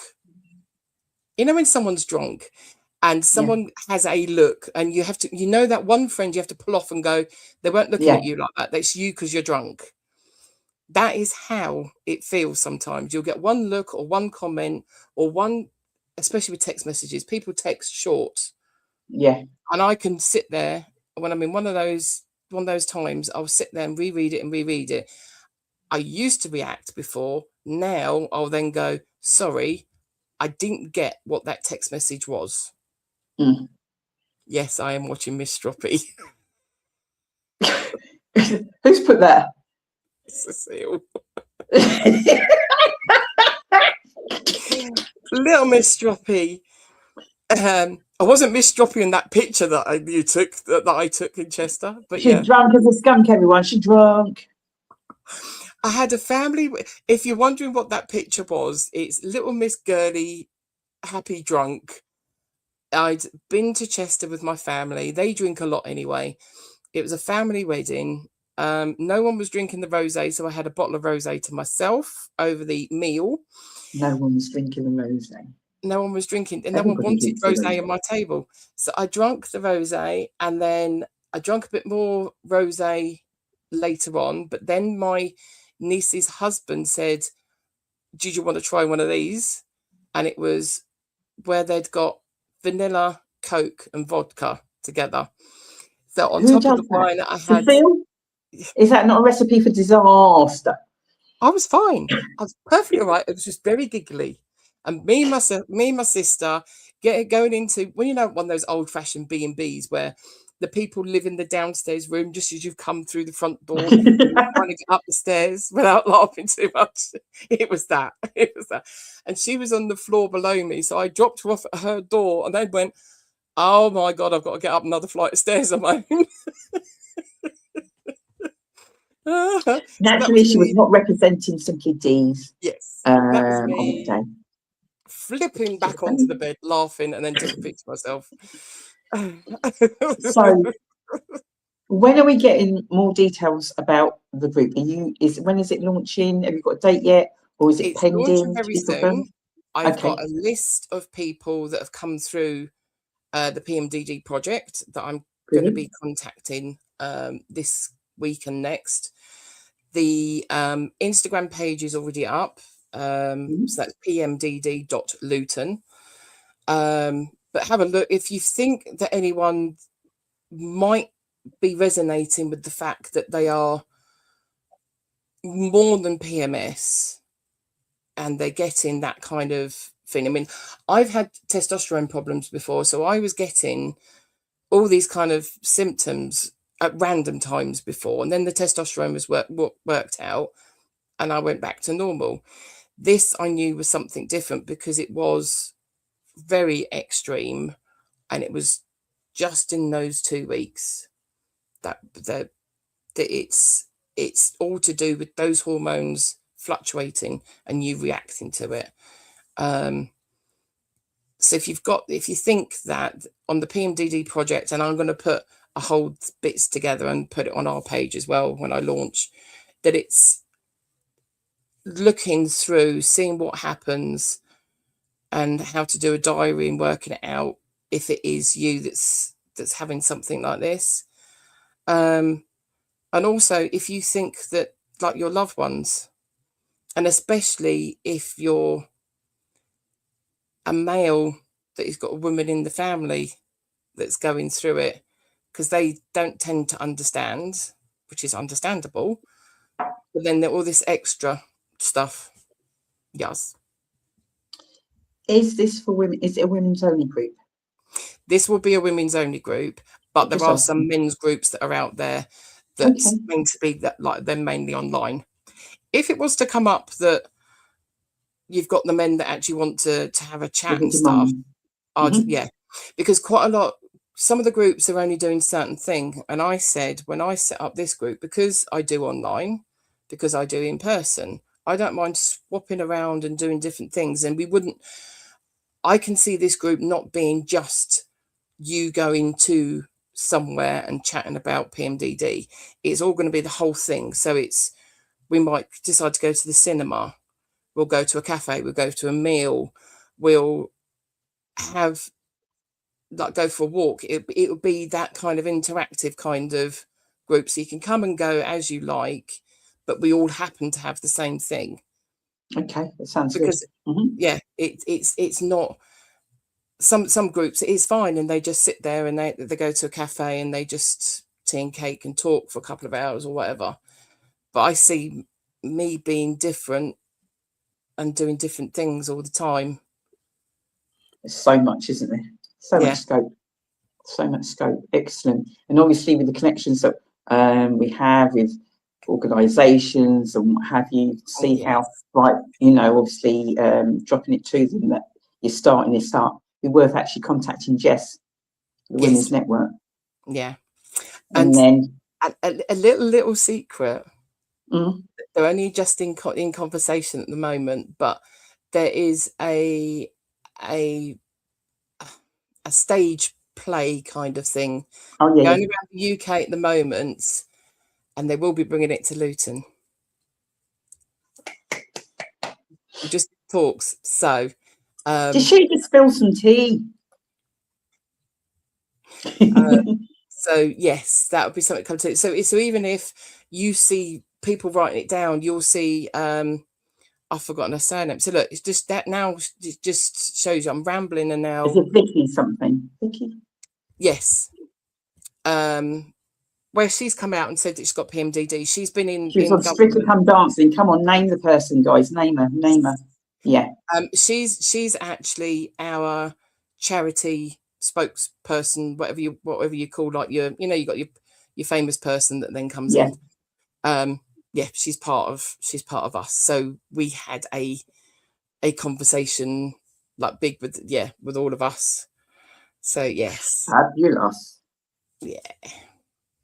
Fabulous. Have I got a guest waiting in the wings? Yes, you have. You've got Cheryl there now.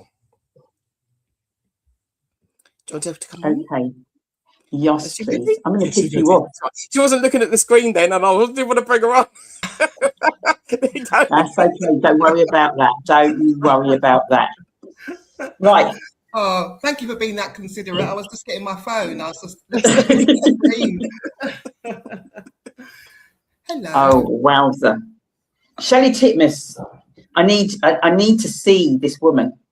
I can see her, but I can only, she looks tiny on my device, but she's not tiny. She's not tiny. Somebody, if I go off, it might cut off. Who? Whether she's here or not. Yeah, that's what we was having problems with Bob, wasn't it? Hang on, let me try and... No, I can't do that. Cheryl. D.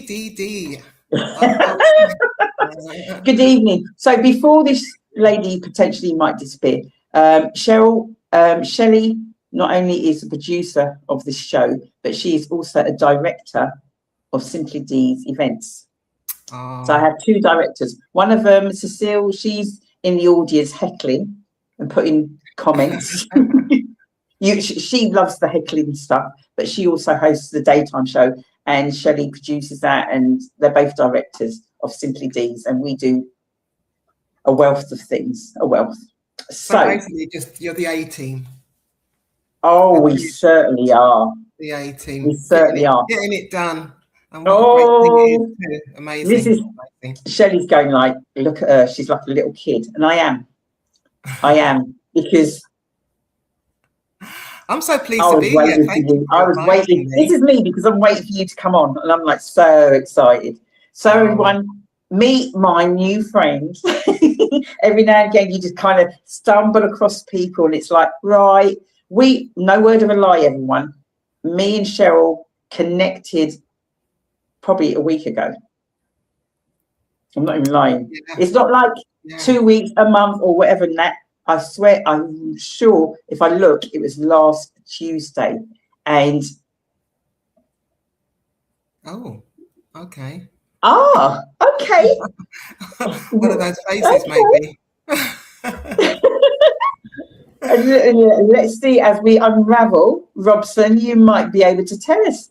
So, has anybody posted where they're watching from, Shelley? No? Right. What I'm trying to prove, Cheryl, is that we don't just get people from the UK watching. So the masses out there, they're either half asleep or they didn't hear what I said earlier on. So you need to post, actually, where is Robson? Is he not in Ireland? Ireland. Well, that's out of the UK. That's going to do me right now. Let's go. If we can go further, Robson, drop it in the chat. He's probably going to say I'm in the UK at the minute. So, Cheryl, we literally only met a week ago. And this is, for me, and the show's called RealTalk, as I sort of said.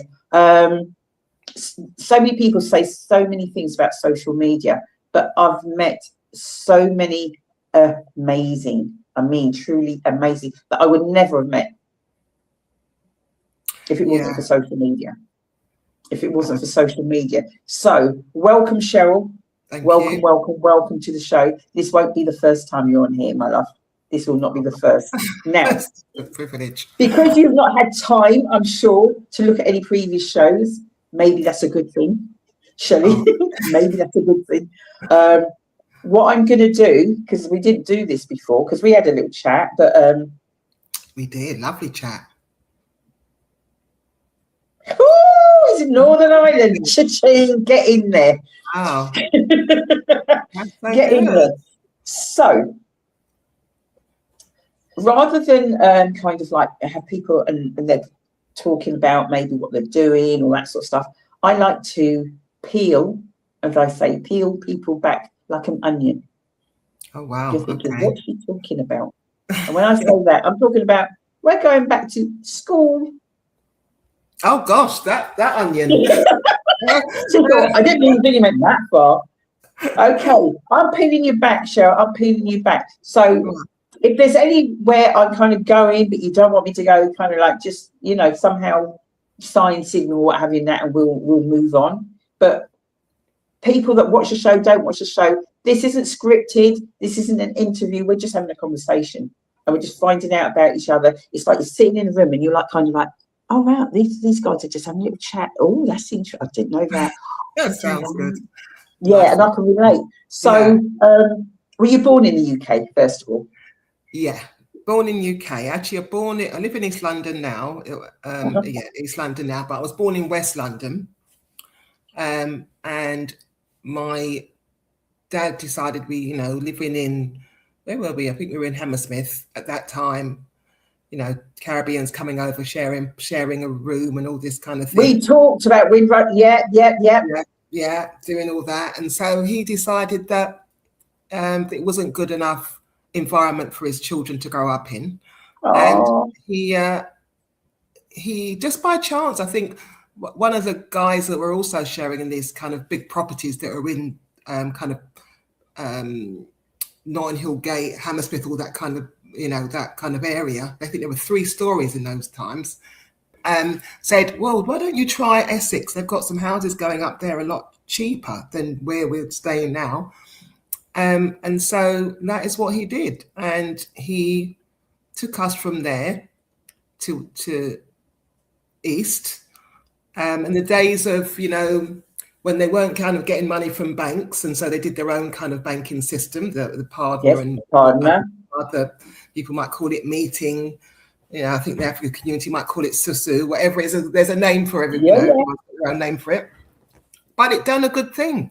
It was our own banking system. And I know it's still operating today, and long may it go on. So he used that, and he got the deposit, got a house for him, my mum, and the 3 of us. And I think I moved there when I was, I don't know, I might have been about 2, toddler anyway.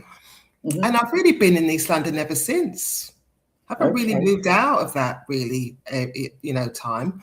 Went to school. So where do you fall? Where do you fall as in the siblings? Where do you fall? I'm the middle. I'm the middle child. Middle child.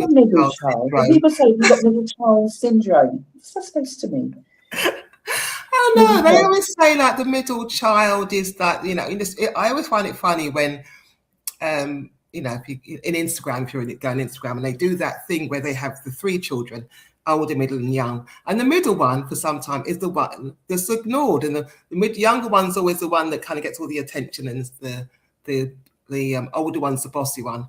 But that wasn't real. I might confess, my sister, if she was watching now, she might confess that she was the bossy one at that time. But she might be watching and you don't know yet. I'm seeing her Saturday, so but well, she works because she used to force us to play schools. You will be at school, you will play schools with me, and do whatever she was saying. But the middle one, but I wasn't like how they kind of portray in the forgotten one. We just had a lot of fun as the 3 of us.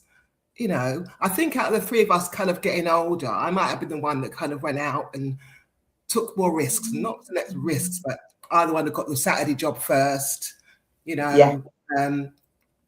it comes to raving, although the raving side of things, I used to follow my sister with that. She used to kind of get me into clubs. I had no reason or purpose. But Onika Ebanks, I need her to watch this, because this is a very good friend, and all of what you're talking now, she'd be like, I never, and even though we're live and we're streaming it live on Facebook and YouTube, and my mum could watch this, I never, sneaking. Is there anybody watching that can relate to what Cheryl's saying? I never snuck out. You sneaked out, didn't you? I did. It wasn't. I sneaked back in. It was the back in thing. The going out was fine, but we came in. Coming back in. Yeah. So we had these stairs that when you got to the top, the steps kind of turned big. I can't remember what number it was, but you had to jump over them to be able to get into your bedroom, so my dad wouldn't hear us. So we used to kind of swing up, jump over these 3 steps, and just get into our room, and then he would hear us close the door, and we jump into bed, all shoes, everything, whole clothes, everything, just get into bed until he's come in, checked on us, and gone back out again. But so it was a sneaking in was a thing for us. But about the 2 of them, my dad was the soft one. He wasn't a disciplinarian, can't say the word. My mum was the one you have to watch out for. Yeah, Is it? She didn't muck about. She didn't play about at all. Ah, You know, so is it two? So what, have you got a sister and a brother? Younger brother. Okay. Yeah, so I'm kind of firmly placed in the middle there. But yeah, and when we get together, we have good jokes about remembering those, you know, those kind of times of kind of going out, raving, coming back late. I remember a really good time. Like I remember I used to do like a Marks and Spencer Saturday job. Saturday and Thursday night was late night was my I used to work in Marks and Spencer's up in London. And so I don't know, I even did it. I'd finish work. Yeah. I'd finish work, bring all my clothes, go home, get changed. The raving would finish about 6, 7, and I'd go to work. I didn't even sleep. Yeah, oh, I remember them time. I was young, had energy. I can barely get past 8 o'clock now if I'm going anywhere. I'm looking for daytime. I always say a daytime rave. I could do a daytime rave. Well, they're bringing them in now, aren't they? They are. They're bringing them in now. I'll never forget one time, and I'd been out, and I don't know what happened. I don't know. All I know was, you know, when you go out and you look fine, you look fine, you look fine. I'll come back now and I look like I've been dragged through the hedge. Well, you would say, what happened? The hair, you just look. And it's broad daylight, you know, like it is now, broad daylight now. Back in the days when the milkman oh, yeah. Oh, gosh, the milk was on the doorstep. So my dad was a strict one.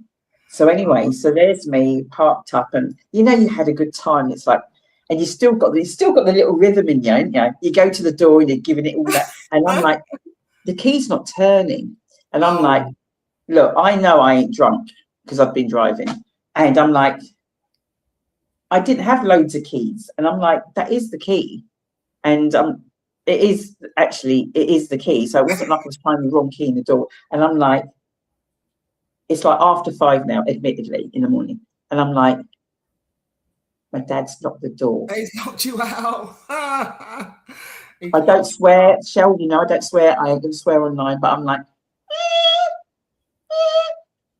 the only way for me to get in the house is to ring that bell. Oh, okay.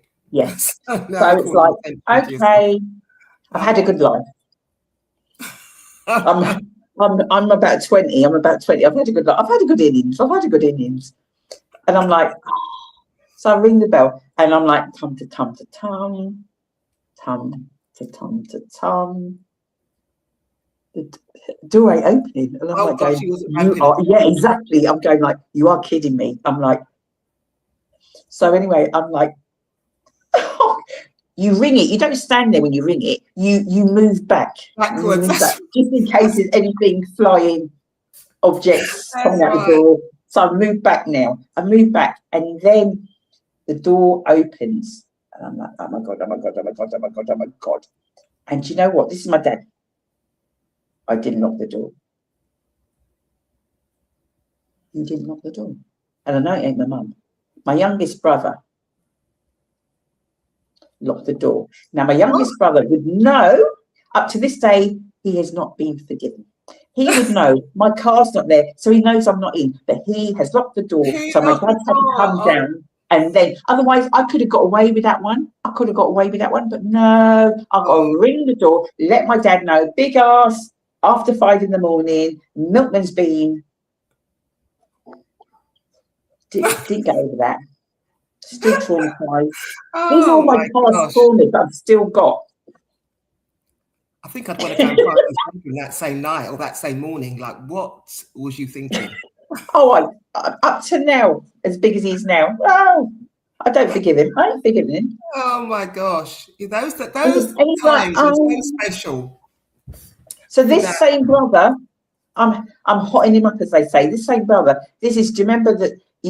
Initially at home we didn't have a phone. Do you remember the days you ain't got a phone in the house?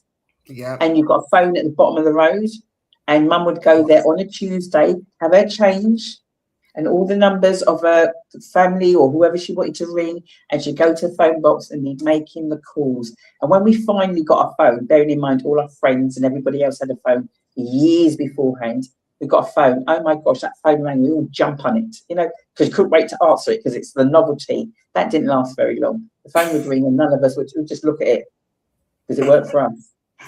We used to Anyway. have a lock on our the tapping thing to try and get the number that you wanted, because he was like, you know, he thought he could stop us from ringing, you know, from getting calls, but no, sorry, they worked it out. We could tap. But yeah, I mean, this is my brother. So the same brother, the one that sort of like knew I wasn't in and locked the door. This is what he'd do. He'd sort of like say Lloyd would ring for me, and he'd be like, he'd know it's Lloyd, but he's going like, who did you say? Well, John. Paul. Oh, he's and he missed about 3 guys' names before. Oh, Lloyd. So time I get on the phone now, who's he talking about? And I'm like, why would you do that? Yes, Dave, I'm potting you up. Why would you do that? He was having fun. He was having fun with you. But What, it makes sense? No, ain't funny. Oh my gosh. Ain't funny. Too many memories. So he's the younger one. Yes. Oh. He thinks he can get away with stuff, you see? Yeah. He thinks he can get away with stuff. So that's my niece, Tishy. That's my niece. Yes, Tishy. Uncle David. Still naughty now, isn't he? Still naughty now. So school show. Is he the rum punch? Uncle? Yes, he is. Yeah. Yes, he is, Shell. He rum punch as well. He makes the rum punch or he drinks it all. What?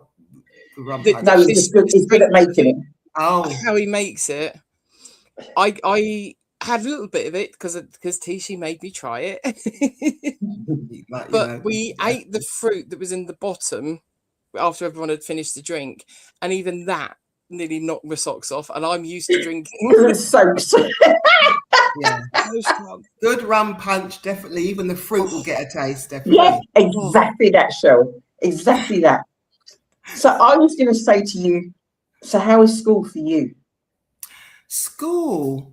Did you enjoy it? I don't have any kind of really terrible memories of school, like a horrible teacher. I have I can remember a really good teacher who was kind of my English teacher. She was really good. School for me, when I was in the secondary school, was good. My primary school, my mum and dad wanted to kind of do the best for us, sent us to this kind of what they called an independent school at that time. Yeah. And so at that time, there wasn't many black children going to those kind of schools. And so we stood out. Well, I stood out. My brother went to a separate one, stood out like a sore thumb because there was probably about less than a handful. I think there was only me and maybe 2 other black children in that school. Although there wasn't kind of any direct racism as such, but I do remember, just in hindsight, when you get wisdom, like, oh, I know, I realize now why they didn't invite me to that party, because I didn't look like, I didn't have the right, you know, I wasn't the correct color, you know. And I remember there was a friend of mine, well, I'll say friends, somebody at the school in my class who was having a party, and then she was inviting everybody, and I remember her she said to me, my mum said, I'm not allowed to invite you. And I remember I went home, I said, Mum, she said she can't invite me. I couldn't work it out. Like, why? What's going on? And Mum just said, oh, don't worry about that. And then didn't elaborate, didn't go further, didn't really say much about it. But only now, as time goes on, you know, I mean, I must have been about 9. And that would be about 40 odd years ago, 48, 49, trying to work out. I was kind of working out my age. She's one of those that not years ago. So that's why she can't do the maths. But it's just like those certain things stick with you. I know. And it's only with time and wisdom I think, oh yeah, no, that was just one of those moments where they kind of let you know, well, you don't actually fit, your face doesn't fit. So that was in a primary school, but kind of coming into secondary, sixth form, it was just fun. Just had a good group of friends. I I was, you know, it was always that time when the parents' evening, which my dad would always go to, would never miss it. And they would say, I'd always get, she talks too much. You know, she sits with the wrong people. And No it way. was that time when he came back, and I think, oh my gosh, what's he going to say? He'd come in, he wouldn't say anything, come in, sit down, be very quiet. And then say, you know, then he'd say, I want to talk to you. And then he'd start kind of giving a whole lecture about school and everything else, which he was obviously, he was saying the right things at the time, because, you know, he kind of realized that as you kind of get older. But school overall wasn't a bad experience. It was okay. It was, you know, it was an okay experience, really. Got through and it. then following on from there, what direction did you go in? What were you doing? From school, after school, I did the whole college thing. Doing what? Studied A levels. I think I did English literature A level at college. Because at that time I kind of really enjoyed reading books and really kind of just, although the sad thing about it is kind of don't do as much as I used to then. So sociology was one of my things as well. I really love sociology. And I did that. I didn't really have the feel to kind of go uni or anything. It wasn't really something I really wanted to do. I didn't even have that for college, let alone uni. It wasn't something that I really kind of thought I wanted to kind of do. And then I kind of did the whole Mark Spencer thing for a while. Then I started working at BBC, actually. I think I was 22 when I first started at BBC. Nothing glamorous. I mean, being there kind of was amongst, you know, all that environment was great. But I mean, at the time, I think I was something like a contracts assistant for radio. Nothing glamorous at all. But being there was, at that time, and I'd say up to, because I was there 20 odd years, and so wow. I got involved with what they called at that time the BBC Black and Asian Forum, where we kind of used to kind of organise dances and quizzes and just all these variety of things and different partnerships with the NHS and ITV. That was really great exposure and fun. And they had a bar inside BBC, you know. So obviously you've got a bar, you're going to visit it, like you're going to go in there in your lunch times, aren't you? I used to meet my sister, who kind of worked a few stops away at the post office. She'd come down, I'd meet her, we'd go to the BBC bar, we'd leave a bit worse for wear. She'd have to go back to work. I did as well, actually, but just sat down. You used to be able to get away with so much kind of. Yeah. Anybody from the BBC listening, they can't lie, it did happen. And so it was great fun. I mean, I was there about 27 years, so but got made redundant from there at the end of that, because got made redundant. And then I had I think I was about unemployed for about 7 months.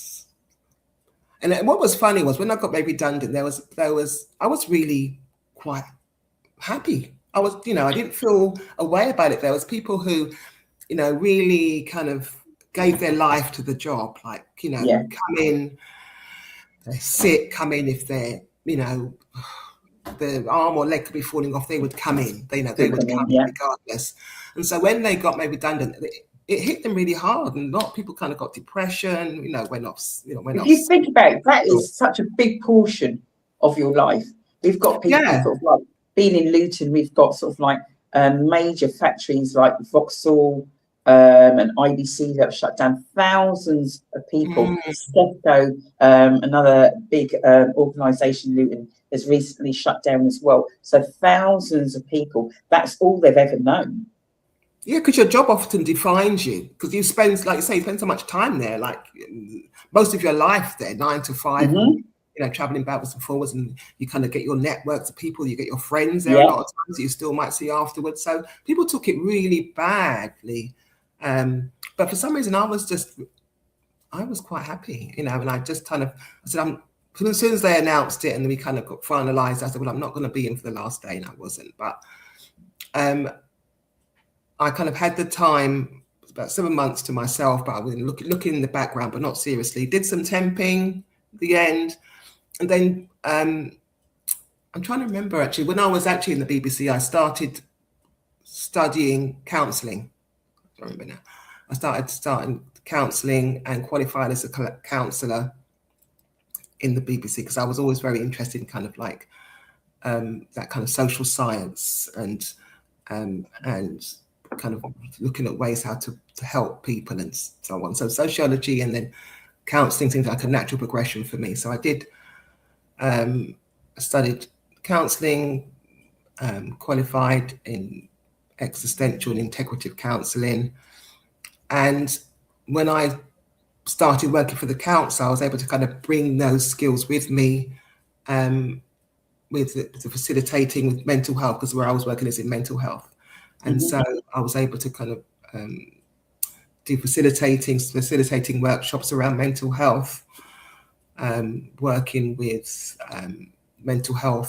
other mental health services in Italy internationally. So I used to kind of help out there.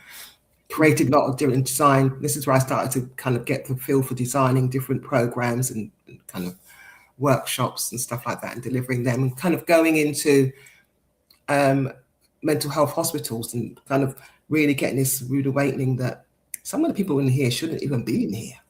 Like some of the people here, there's Can you remember what the show's called? RealTalk. Yeah. Reason being, and actually Cecile, who, do you remember I told you Cecile's the other director? She's commented. She's actually a counsellor as well. Well, she would kind of know. And so we, as I sort of said, we literally connected last week, and we'd had a conversation. I said, I need you to come on the show. But can you you sort of said about some people being in the institution that shouldn't be there. It's just for us to kind of like just get an understanding of, So the sad thing is there's the really importance of kind of having cultural competence and cultural understanding. So there may be, I've kind of experienced where you might get nothing against social workers, anybody in the room, just kind of saying it's called RealTalk, who may be kind of going into a household where there is someone from a cultural background, whether it's African, whether it's Caribbean, and how they might present. So if you're a Christian, if you're someone from faith or Christian, you might talk about talking in tongues. And that for those who don't know about talking in tongues, you might sound like, what's this mad person? Well, this person's not okay. Why are they talking in a way which doesn't make sense? And you might start to question that. And, for anybody saying, well, I'm talking in tongues, it's in the Bible, or, they're just going, if you're not of a cultural understanding, what you're going to put in your notes is going to then go against the person when they kind of get an assessment.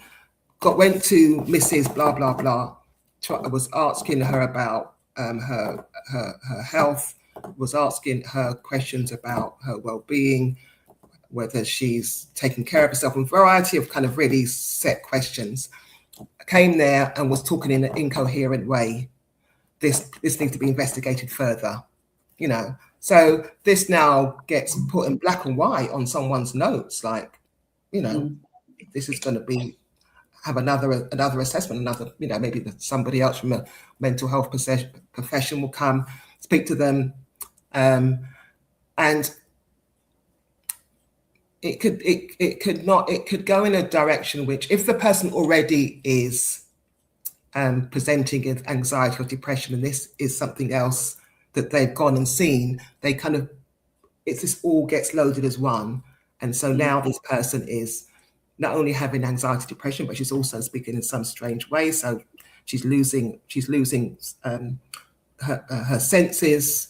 She seems like she's delusional and all these other things that starts getting written on her notes. And that's before they even get into the kind of a mental health hospital. So in the hospital itself, I spoke to a couple of women. One of the women, she was speaking to me and she was saying that she had suffered anxiety. She had suffered the death of her child, and that knocked even more into depression. So they were giving her medication. The medication didn't work for her. It made her slow. It made her listless. Doctors weren't really listening to her to kind of change the medication. And the medication they gave her, where she felt they were increasing it rather than decreasing it. And she had no one to advocate for her. So she didn't have any family as such that were kind of, because what I've also realized is when you're finding yourself in these institutions, I call them institutions, or under any mental health service, you need to have someone to advocate for you, who can speak up for you and can say, actually, no, I don't agree.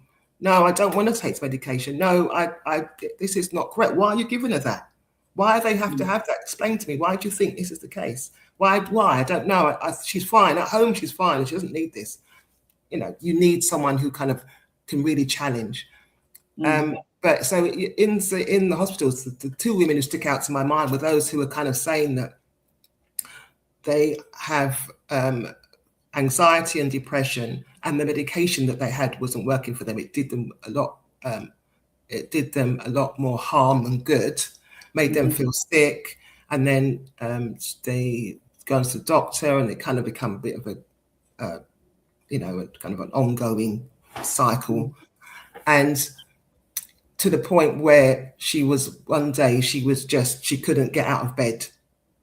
She couldn't get out of bed, and I don't know whether it was the neighbor or somebody called the 999, the ambulance. Sorry, now when they take you in the ambulance and they think that you're kind of losing a bit, you get assessed, and so it can end up that they think, well, no, we need to just keep you, monitor you for 24 hours. I think it might 72 hours or whatever it is. And, it cannot always go in your favor. So I think if she had somebody, and we had a really good conversation in there, she was able to kind of explain herself very well. I mean, there are those in there who are totally some look zombified. Some, when you have a conversation, you can tell by what they're saying that it's not okay. Because I remember there was a young girl come up, she said, well, she was speaking about her baby. There was no baby there, but she was talking about her baby. I mean, she may well have had an experience where she's still holding on to it, but she was speaking about her baby being present and pointing to this baby to me. And then there was obviously no baby there. But that was her reality. So she kept speaking about a baby. And so that instance, you can tell, okay, there's something not okay with this individual, and she may need support.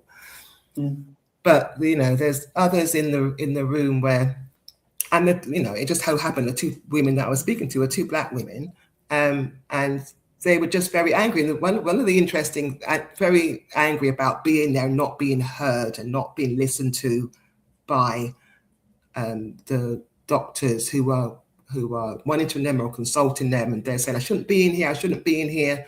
And I don't know what the outcome was. I don't know what happened in the end, but certainly, when I went there, I left them there. But what was very sad, and I could see how what was interesting. I say, what? And I say, I can see how easy it is, how once you get in there, you can't get out. I visited this place, and it happened on this particular day. I went with a colleague. I didn't have my ID, and we didn't sign in. So we both went in. She went off to kind of help support one area. I went to help us work in the craft and the creative area. So just helping people kind of do with drawing, painting, and so on, as part of their kind of creative health activity. So then now when it came time to leave, I said, oh, I'm from, at the time I was working for the council, and I'm ready. I'm waiting for my colleague, so the the person working behind the desk said, "Oh, you are you? You're working for the council." They didn't believe me. They thought I was one of the patients. He said, "Oh, you're working," and I said, "Yeah, I am. I've come here. I've worked." He goes, "Well, did you sign in?" So, huge mistake on my part, not signing in. I didn't have any ID. Did you? Said to me, "Did you sign in?" I said, "No, they just let us in." Okay, I come with my colleague. "Oh, you have you. When did you come?" So no, so it was lucky that my colleague came out. She said, "Yeah, she's okay. She's with us. She's with me. Like, we're coming here together." And there's an actual, I think there's a film. I don't know the film, but it's an actual reality of someone going to a mental health hospital. But I think and nearly getting section themselves. That need to see that in Michelle, can't you? Oh, God. And ended up, and I don't know what happened. I think she ended up staying there for a while because in this research, she just couldn't get out. And there's actually a film, but that was my scary moment. Yeah, but that's the real thing. There are women in these places who shouldn't be, and not just women, obviously men. We know there's a high degree of men, black men especially, in mental health services who aren't necessarily supported in the same way as their counterparts. It's always very much about medication, which is not necessarily always. It's not very, yeah. Yeah, should always be the first port of call. There's, they're not offered. Obviously, there are statistics behind this, which I don't have, but they're not offered counselling or talking therapies as their counterparts might be. So it's always, they're more likely to receive medication, less likely to be offered an alternative support with their mental well-being. And that's the sad thing, and that's why one of the factors that we'd have a higher degree of our men in these spaces. So it's really something which I'm very passionate about, especially around mental health, emotional health, well-being. Obviously my focus is on women, but yeah, so that was kind of my journey. So yeah, he was asking about the work. So worked at the council, and while at the council, I was feeling, I started to feel kind of a bit of a pressure, like really kind of, responsibilities of life come upon me. Like, I don't know, ton of bricks, work, children, care of elderly parents. It felt quite heavy, and I just felt, and that was actually, it was just, we hadn't got to COVID yet. It was 2019. 2019, and I was feeling quite heavy with that, and just wanted someone to talk to, like just wanted to sit down and chat to somebody. Like, why is that hard? It's like the door's just resonating, isn't it? Like, why is that even hard? I just want to go and sit down and chat. Oh, I could just sit down and not say anything, but be in a space where there was people, who I could resonate with. And in my local area of Ilford, there was nothing, absolutely nothing, zero. So I was traveling to Brixton, not sustainable. Brixton, backwards and forwards. If I'm already feeling rough, the travel alone was making me feel rough, even more rough. But I wanted to just find something to hold me. And so what started off, so that was really, the reason I'm explaining that is that was kind of the seed that kind of developed into Black Woman Kindness, because realizing that, I can't keep this up. Let me just see if I can reach out to some friends or something. Let's just see if we can catch up. And sometimes you want to ring them, but you think, are they going to want to? Am I bothering them? Is it something I'm just kind of, they're going to feel obligated but not going to want to do? Yeah. But I was lucky enough to kind of get just nodded away. When you look, Cheryl, you know what it is? When you look back, which I know you will do at some point, look back on the show and sort of like Shelley's starting up a group, and all what you're saying as in like mental health, and this wasn't even meant to be, but this is always how these shows go. I have, it doesn't matter what guests, it's not, we're talking about this today, we're talking about that. It's just guests and they're just sharing stuff. And it just so happens, there's always somehow, it just gels in the alignment of what you're talking about, what Shelley's spoken about.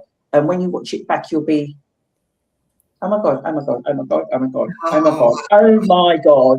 And yeah, so that's why you see it. She's there and she's not. You're thinking like, why is she nodding? Is she falling asleep or no? She probably is, but no. It's just very similar to what she's spoken about. But yeah, well, it's a real thing. I mean, it's, you know, I mean, Shelley, I would imagine that it's something which is just so real for a lot of people.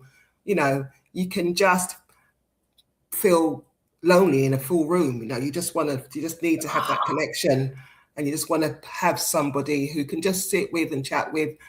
And so that's kind of really what started out for Black Woman Kindness. And as I say, kind of got a few people together, and I got brave and put some stuff out on Facebook. So as I always say, I like to stay in the background, and you know. I love it. I love it. I got brave. Oh, I love it. I love when people get brave, and it's just, and when you get to a certain age as well, do you know what it's like? So what?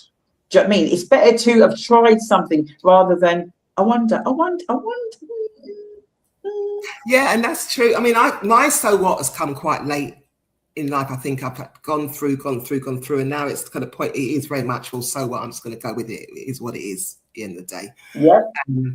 But before then, it was like a real cautiousness, like, you know, even though I was driven by need to set this organization up, but I was still kind of gingerly stepping forward and really kind of inviting people, but kind of wanting to stand very much in the background and just kind of steer things in a way which I thought would kind of work. But, you know, the end result of that was when, you know, gathering everybody together and people kind of messaging me from different areas of London and outside of London to wanting to kind of come along, recognize that there's a need. There's just a need for all women. Although I, you know, I say I'm focused on Black women, there's for all women, and all walks of women come through the door. And the good thing of, you know, the really interesting about it was something so simple, and I call it simple because it basically is what I'm saying is I'm holding space for you. This space is for you to come and connect as you wish and how you want, you know. And it's whether you want to chat and talk, whether you want to just sit down and listen, you know, whether, you know, I'm a hugger. I'm someone who just see you, I'm going to hug you because that's just how I do things. Look at Shelley's face. She's a hugger. Yeah, that's a name. And it's actually, you know, scientific fact. 20 seconds of hugging is very good for your mental health. 20 seconds, imagine that. So I'm a hugger. So if you're coming, you just want some contact, that hug is all for that too. And so it's just, in itself, it's simple. And you think about just in day-to-day life, and there's so many different things that can take you right and center. Just creating a space where you can come, sit, share, and feel welcome without judgment. Yes, very much.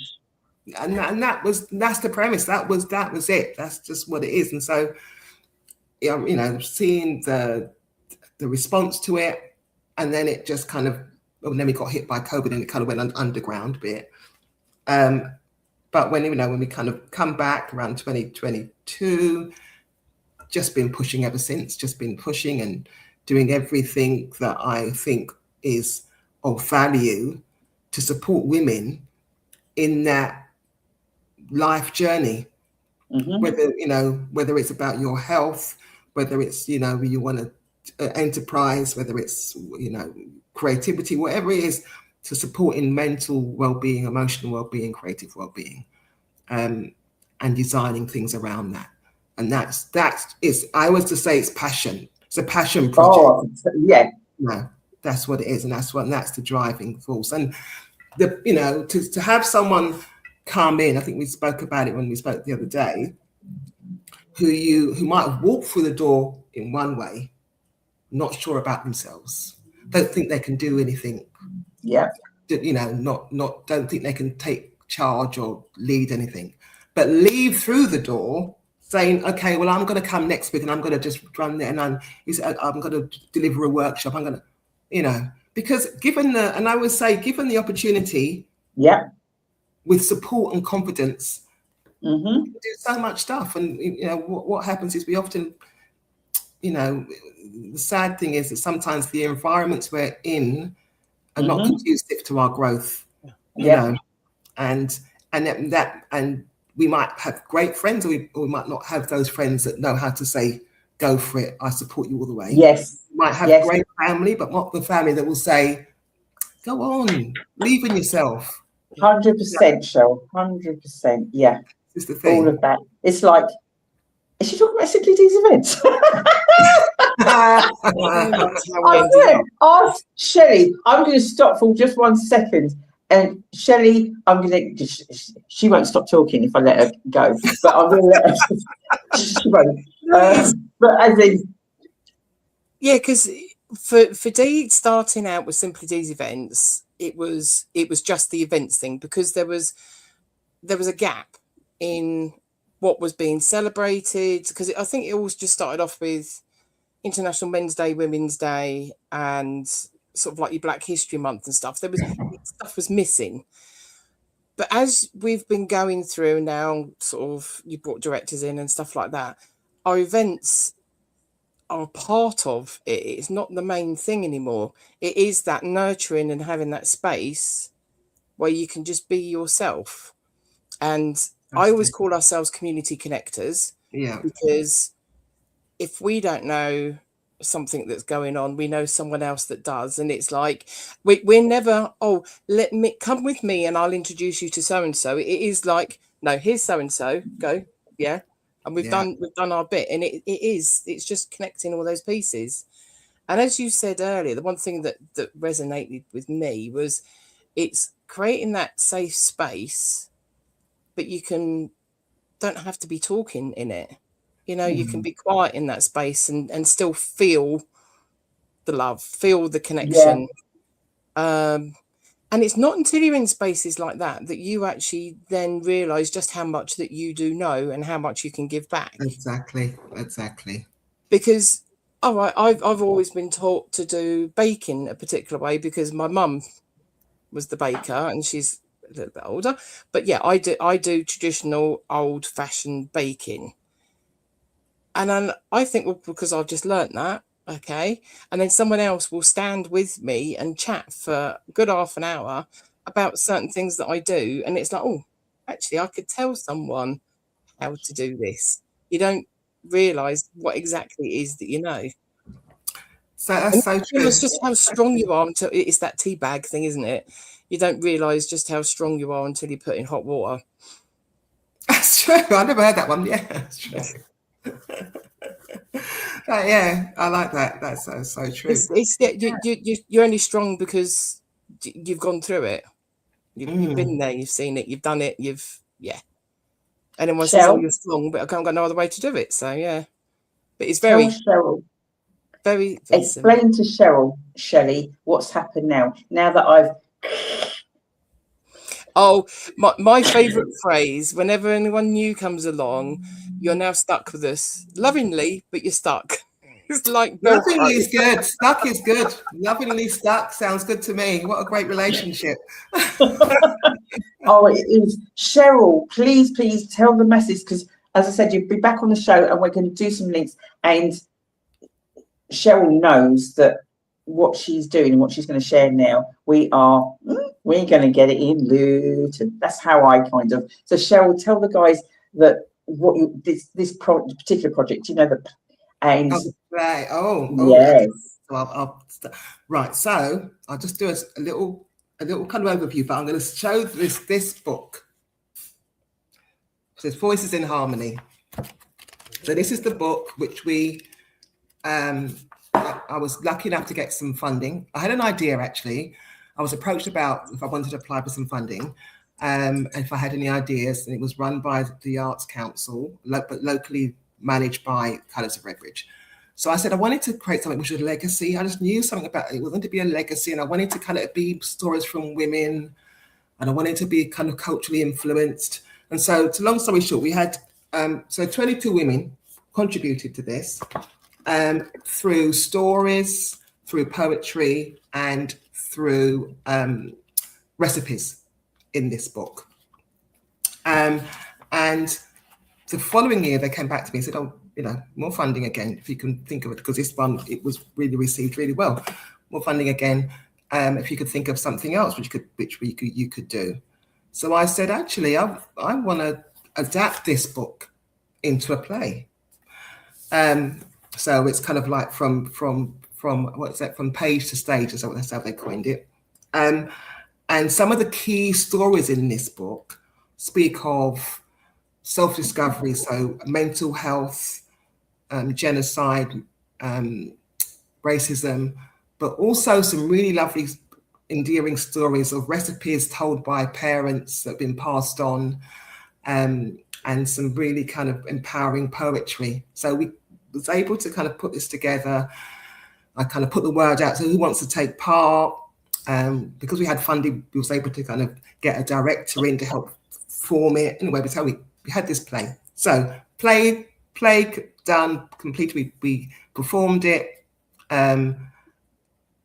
First of all, in our local area in Redbridge Drama Centre. We're actually now on to we did our 4th performance last Saturday at Enfield Dugdale Arts Centre. This play, we do a Q&A most times. We did one this time as well, and the feedback that always comes back is that it's the sisterhood, that's the bond and the sisterhood of the women is very obvious and prevalent. The stories of the women, it's almost around the world. We have people from Africa, Caribbean, China, Sri Lanka, like it's a real mix of culture. And so it becomes educational because we're sharing things about these cultures. Mm-hmm. And we are kind of showcasing the importance of creating an environment which is respectful of other people's differences, which is embracing and loving and compassionate between each other. So you see these women coming together who actually respect, care, and love each other, which is what comes across in this play. And so young and old have spoken about like how it's impacted them, how it was emotional.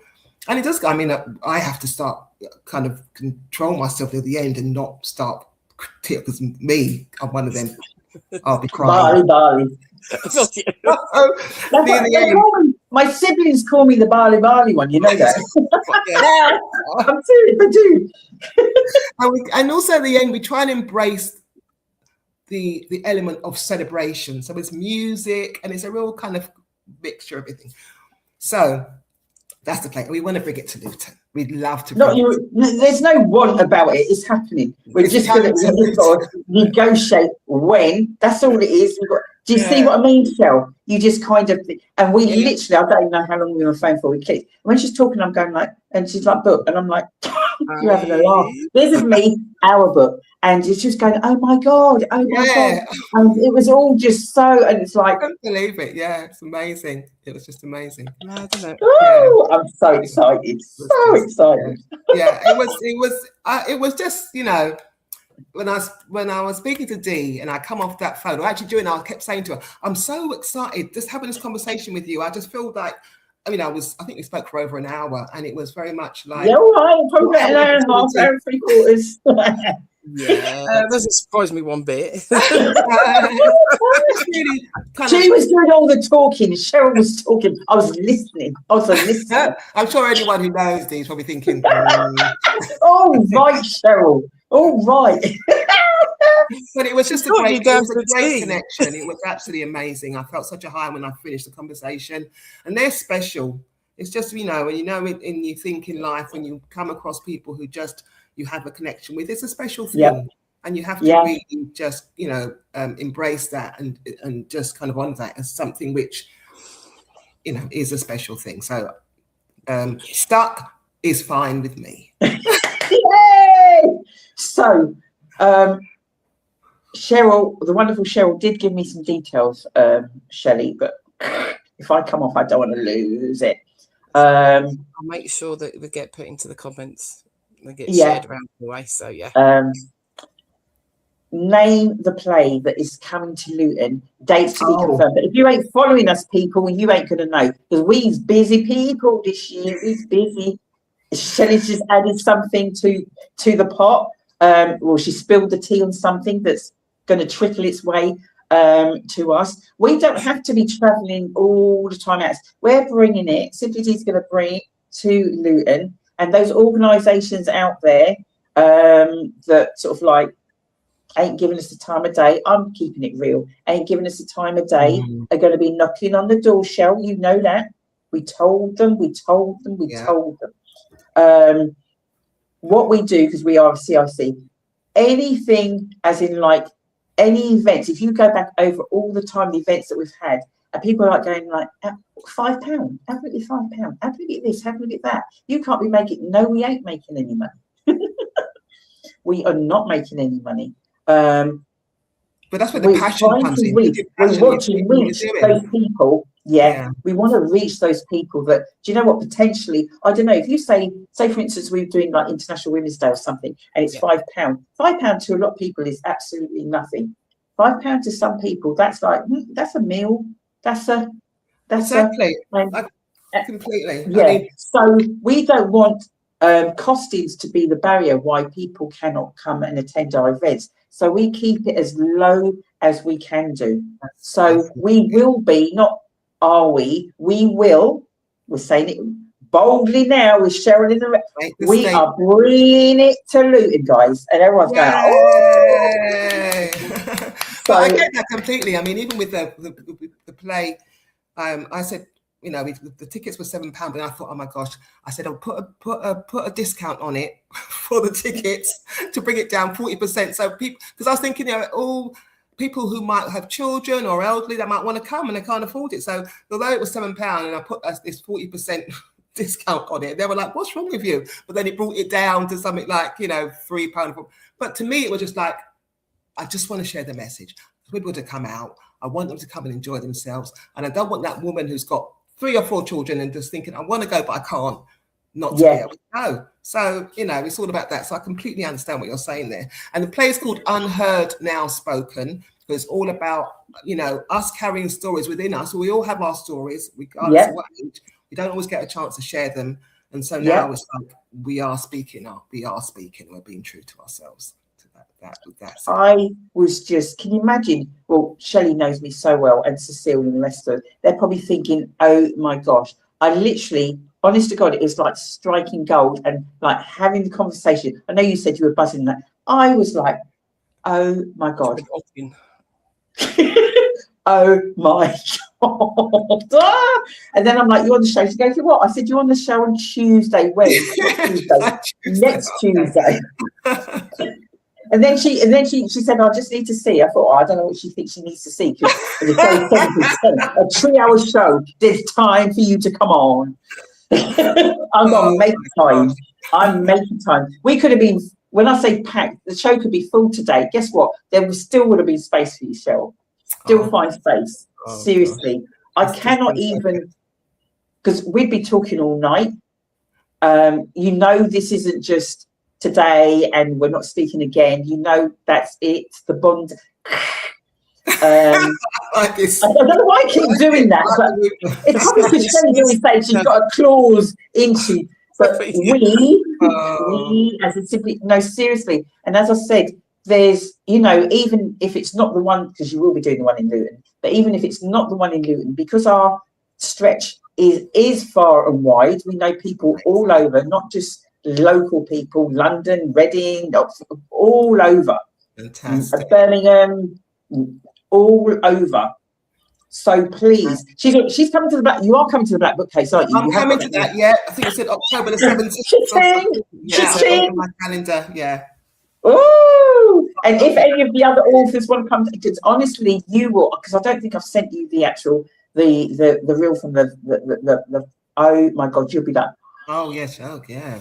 We knew it was going to be big. We didn't realise just how big it ended up. silly. Great reaction to it. Exactly. Through the door, something silly. It's like, whoa. It's going to be huge. It's going to be huge. But yeah, so if you've got anything that you're doing somewhere else, or there's other stuff, we quite gladly be promoting that on our platforms, all that sort of. That's what we do. Brilliant. If any of your people sort of like, oh, do you know what I'm doing? Do you think those guys would have me on their show? Yes. I'm not even joking. Seriously, yes. Amazing. That's what we do, and there's no charge. It's one. If you listen, one hand can't clap. It takes a village. All of that jazz. Always, We mean it. We're not just saying it. We mean it. Yeah. So please brilliant. don't kind of like, oh well, I didn't want to ask because I'd be vexed. I'd be like, I can't believe you didn't tell me. We would have done this, that, and the other. And we will definitely, because I know your calendar's going to get booked out now that we're going to tell everybody don't want it. But we need to, as in the Simply Deez crew, are going to have a conversation and work out with yourselves when we can get. Yeah. What a fantastic community! What a great community you have here. It's amazing because you can just feel the love, you can feel the passion, you can feel it. I mean, it's just kind of coming out from these squares. Your realness and your openness this is what's coming through, and you're being yourselves and really speaking with such passion. And it's Cheryl, do you remember what I said to you when we talked? And I said, like on the show, and that I said, don't be thinking we're having, because we just did it was just like it was a Zoom, wasn't it? Zoom type call.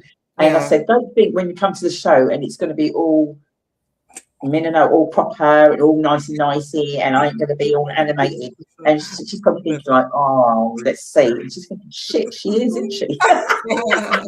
Honestly, this is how you can't be anything but yourselves. That's how the show has to be. Otherwise, forget it. Yeah. Forget it. It's great. It's lovely. I'm so excited. So what have you got coming up that we can throw out to people? It doesn't need to be in Luton. What have you got? Because as I said, we've got people all over. What have you got coming up next that people can be like, oh, I need to get that date in my diary? Well, every monthly I run what I call the Female Founders Club. So it's basically a space for women who wanting to have a desire to start their own business and really don't have the confidence to do it independently. They want a support network. So we meet once a month and we kind of discuss where people are at, what support they need, invite people in, professionals, business people to come along and talk to us. I was able to get Metro Bank quite recently. So I'm always on the look for whoever can come and just. That's what I mean. Yeah, we're like that. For these women. So that's usually the last Friday in the month. I think the next one is the 26th, I think, of June. And then I'm working on an event which hopefully will be, well, the plan is for September, for it being September. And that's around, we're looking at Black women and our hair, so Black women's hair, as far as it being like a political tool, but also colorism in our communities. Yes. So I had a really interesting talk with a lovely lady about the trauma she suffered within her family because she was the lighter shade and her other siblings were the darker shade, how it impacted her as an adult. And so it's one of those subjects we don't speak about openly. So I'm going to be tackling that in September. So they're the two things I'm working on at the moment. And of course, we're always trying to look for places to bring the play. But there's nothing booked at the present time. We'll see maybe later in the year. So that's it for now. I'm kind of, I don't know what to say, I'm bold over. Well, you know I am anyway. You've got me. Shelley, you get it, don't you? Shelley gets it. She gets it. She knows. That's why when she goes speechless, that's a good thing. Don't be worried. When she's speechless, that means you got her too, girl. You got her. it'll be when Deez then thought about this a little bit more, and me and Cecile will get a WhatsApp, and it'll be like, I need to download, and it's like, oh my words, Yes, you know, yes. it's going to be a long phone call. I love that. That's so cool. And It just literally the brain it just spins round. It's like you can't keep it in, right? You're not supposed to keep it in. You're supposed to. And them two are going like, oh my God, now what? What's happened now? Who she's met? What's going on? What we doing now? We thought we were full. No, we ain't full. We still got space. We still got time. And we got a community out there. They know you very well. Yeah. Yes. Very well. Oh, Cheryl, thank you. Thank you. Thank you so much, Steve. Thank you so much, Shelley. Absolutely amazing. Lovely time. Lovely if you want to, but if sort of like, obviously this is whatever segment you've been on for, if you want to chop it up and do whatever and bits promo for whatever your stuff that you do, anything at all, you can do things like that with it as well. Okay, so this will be where I would. This is on Facebook. This is also on YouTube. Okay. I'll send you the links. Yeah. Oh, okay. Yeah. Lovely. Thank you. You're a star. You're a star. Have a great evening. It's been fantastic. Cheryl, thank you so much, darling. We'll catch up soon. Take care. Bye-bye. Bye. All right. Bye-bye. Bye-bye.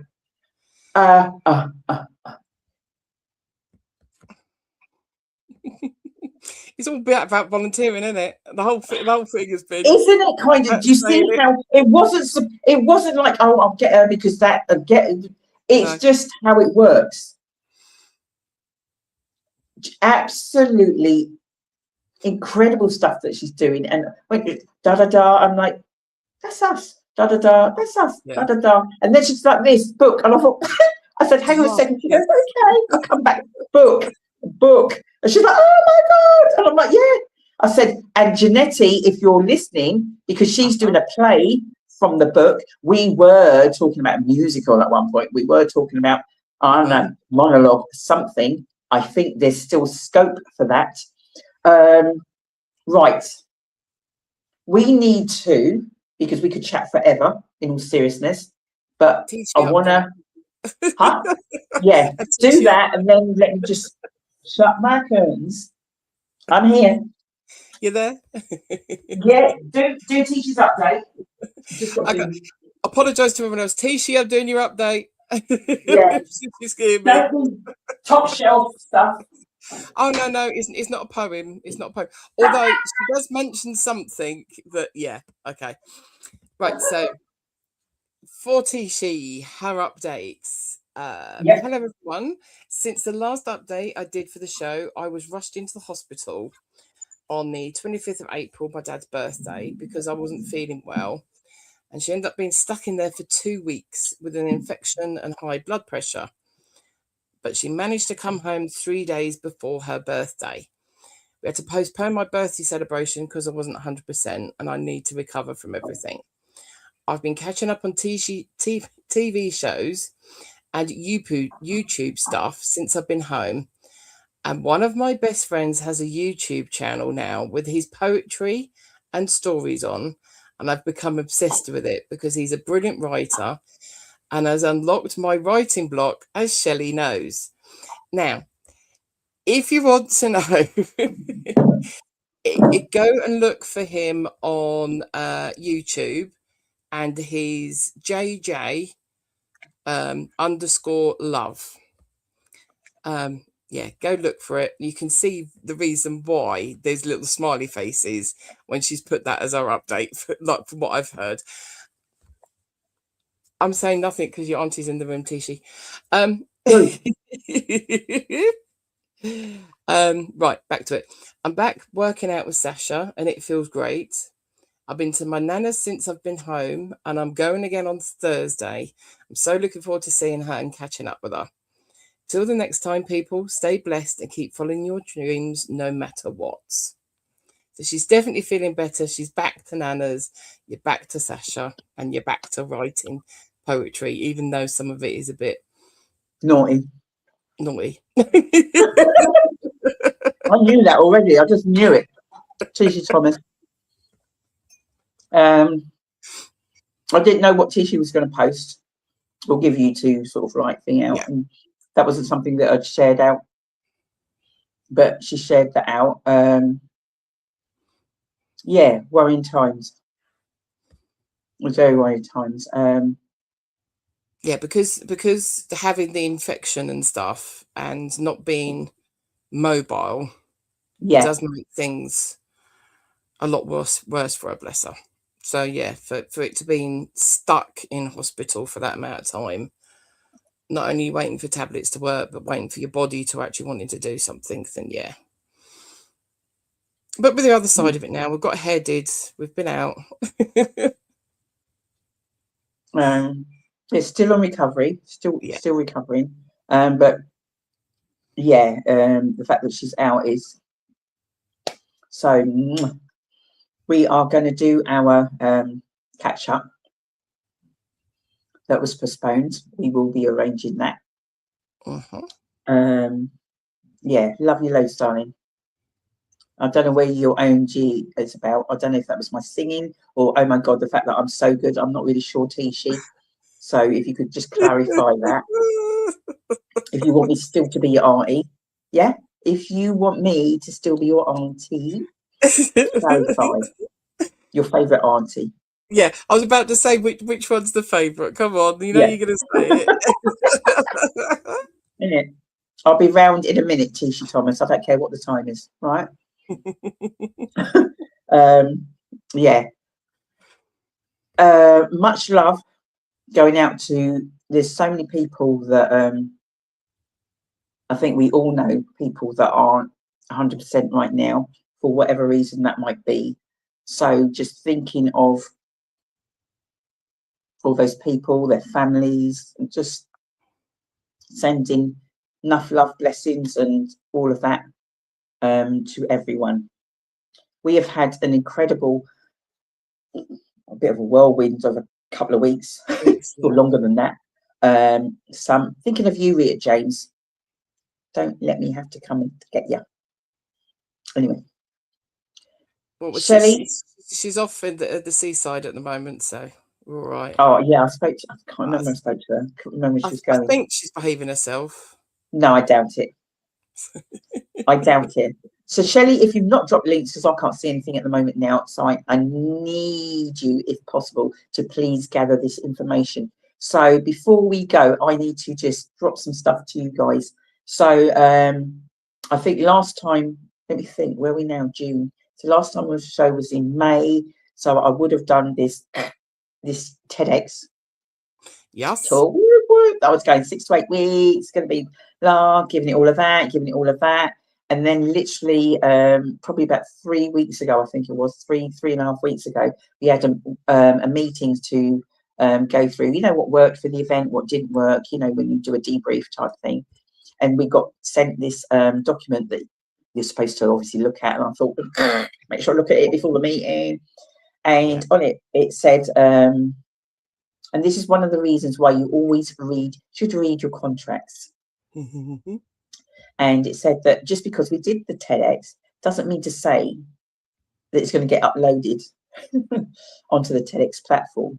And I'm like, sorry, what do you mean? What do you mean? You mean you've gone through all of that and potentially it's not even going to get uploaded? I thought you are kidding me. But I thought, okay. So I did sort of ask that question. She said, and I'm like, well, at least you've got it, and then you can just upload it on your own platforms. That works. No. It's their property. It is their property. And I'm like, you have got to be kidding me. All of that. And it might not even get uploaded. And I'm like, I was going to do a live and sort of say to the people, you know what I said? Bear with me. Pray for me, because I might not even get. But fortunately, one did. So it is now on the TEDx platform. It's on YouTube. Shell, the producer, will drop the link somewhere in the chat. And the reason I'm saying that is a couple of things. Even if you want to see what I was wearing. I purchased that in St. Lucia. It looked all right, actually. I kind of scrubbed up, guys, scrubbed up. Yeah. I want my viewing figures to go up. Come on now, people, come on. Now, not only that, the theme was second chances. And my piece, I titled it, Second Chances Do Not Come Gift Wrapped. What does that mean? I have thrown out today that I'm going to do a Zoom next week, Tuesday, 9th of June, which is next Tuesday, right? 9th of week. Yeah. 9th of June, 7:15. If I say 7, I'm going to be late. So 7:15. I might be on time. I might be on time, but 7:15. And it's free. It's just a little pilot, really, because you know when you've got to try a little thing. That's what I'm doing. I'm trying a little thing. And 12 spaces. How many? 12 spaces. It's free. And you may want to talk, you may want to listen, you may want to, I don't know what, but you do need to message me, DM me, or simply Deez events. Once the spaces have gone, they're gone. I'm not increasing it. But I dropped that sometime this afternoon. So that's that.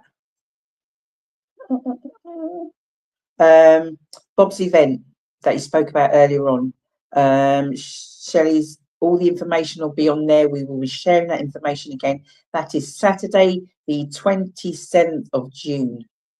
Yes. Okay, Saturday, the 27th of June. All that information is on there. If you missed any of it, you know how to contact us and we will put you in touch. Bob still has the early birds tickets expired the 31st of May. But when you've got friends like Simply Deez, you get a little squeeze. You get a little squeeze. And you can still get it at the early bird price. That's 27th of June. In between, who knows what's going to be happening? Currently, right now, we still obviously have our Simply Together show every Tuesday.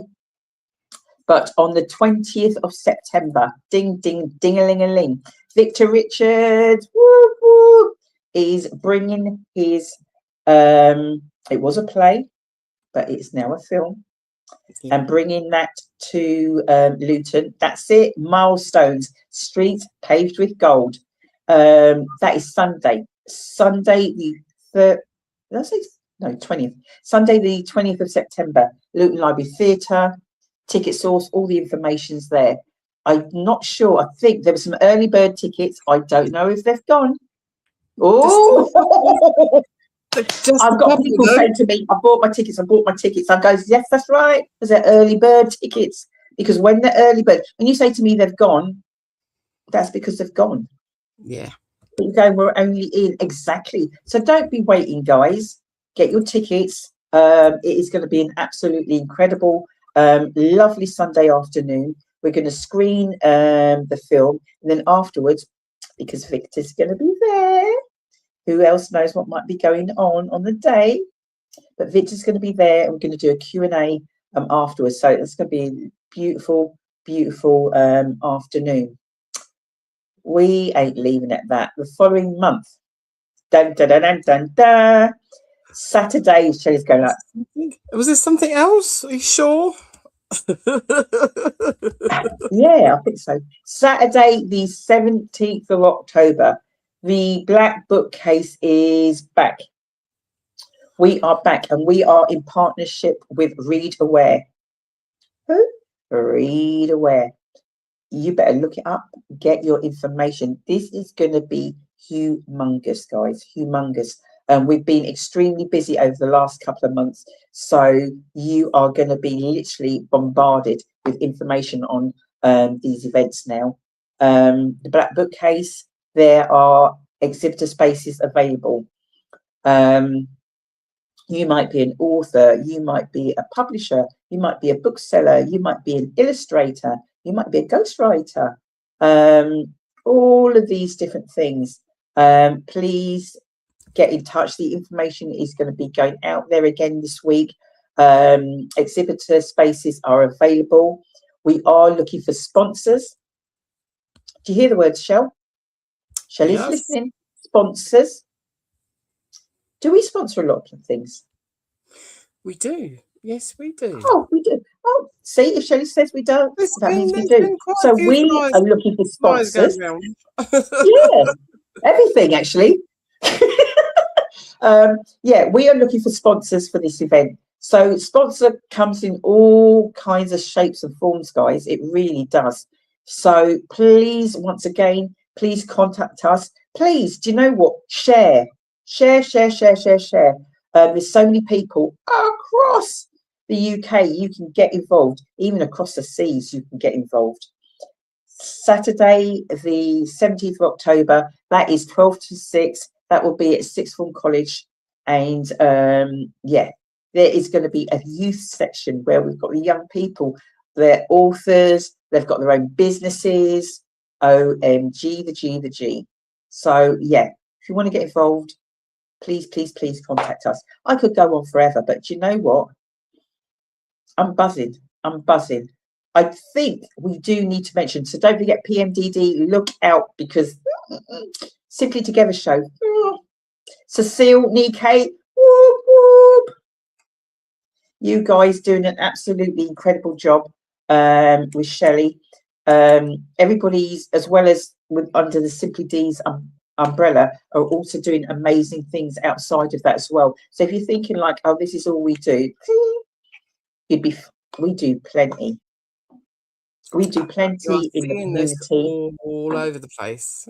Yeah, literally. And we might turn up at places that you don't think we're going to be there, and people would look at us and go, I didn't realise Simply Deez was coming. It was like, well, no, because we're doing other stuff as well. Yeah. We do loads of other stuff as well. So we're busy. And you know what? We do need help, and we do need support, and we do need volunteers also as well for our forthcoming events. So please do get in touch. That's me. I'm out. We love you all. And those that we don't love. Yeah. Shell, what do you want to say? No, I think that's it. It's just... We're both wiped out. I just want to say before we leave, seriously, you guys do not understand. You do not understand.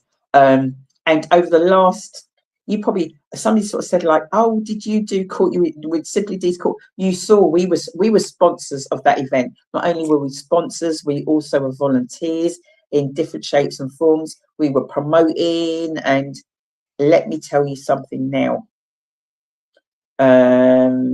Yvonne Michelle, that first show, 31st of Jan, seed planted, and several shows last year, and then this one, which was the 23rd of May, bank holiday, and it was at the Shaw Theatre in London.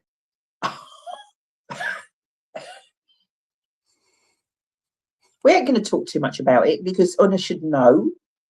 Yeah. Because the amount of posts that have gone out there before, during, and after, Honor should know. Yeah.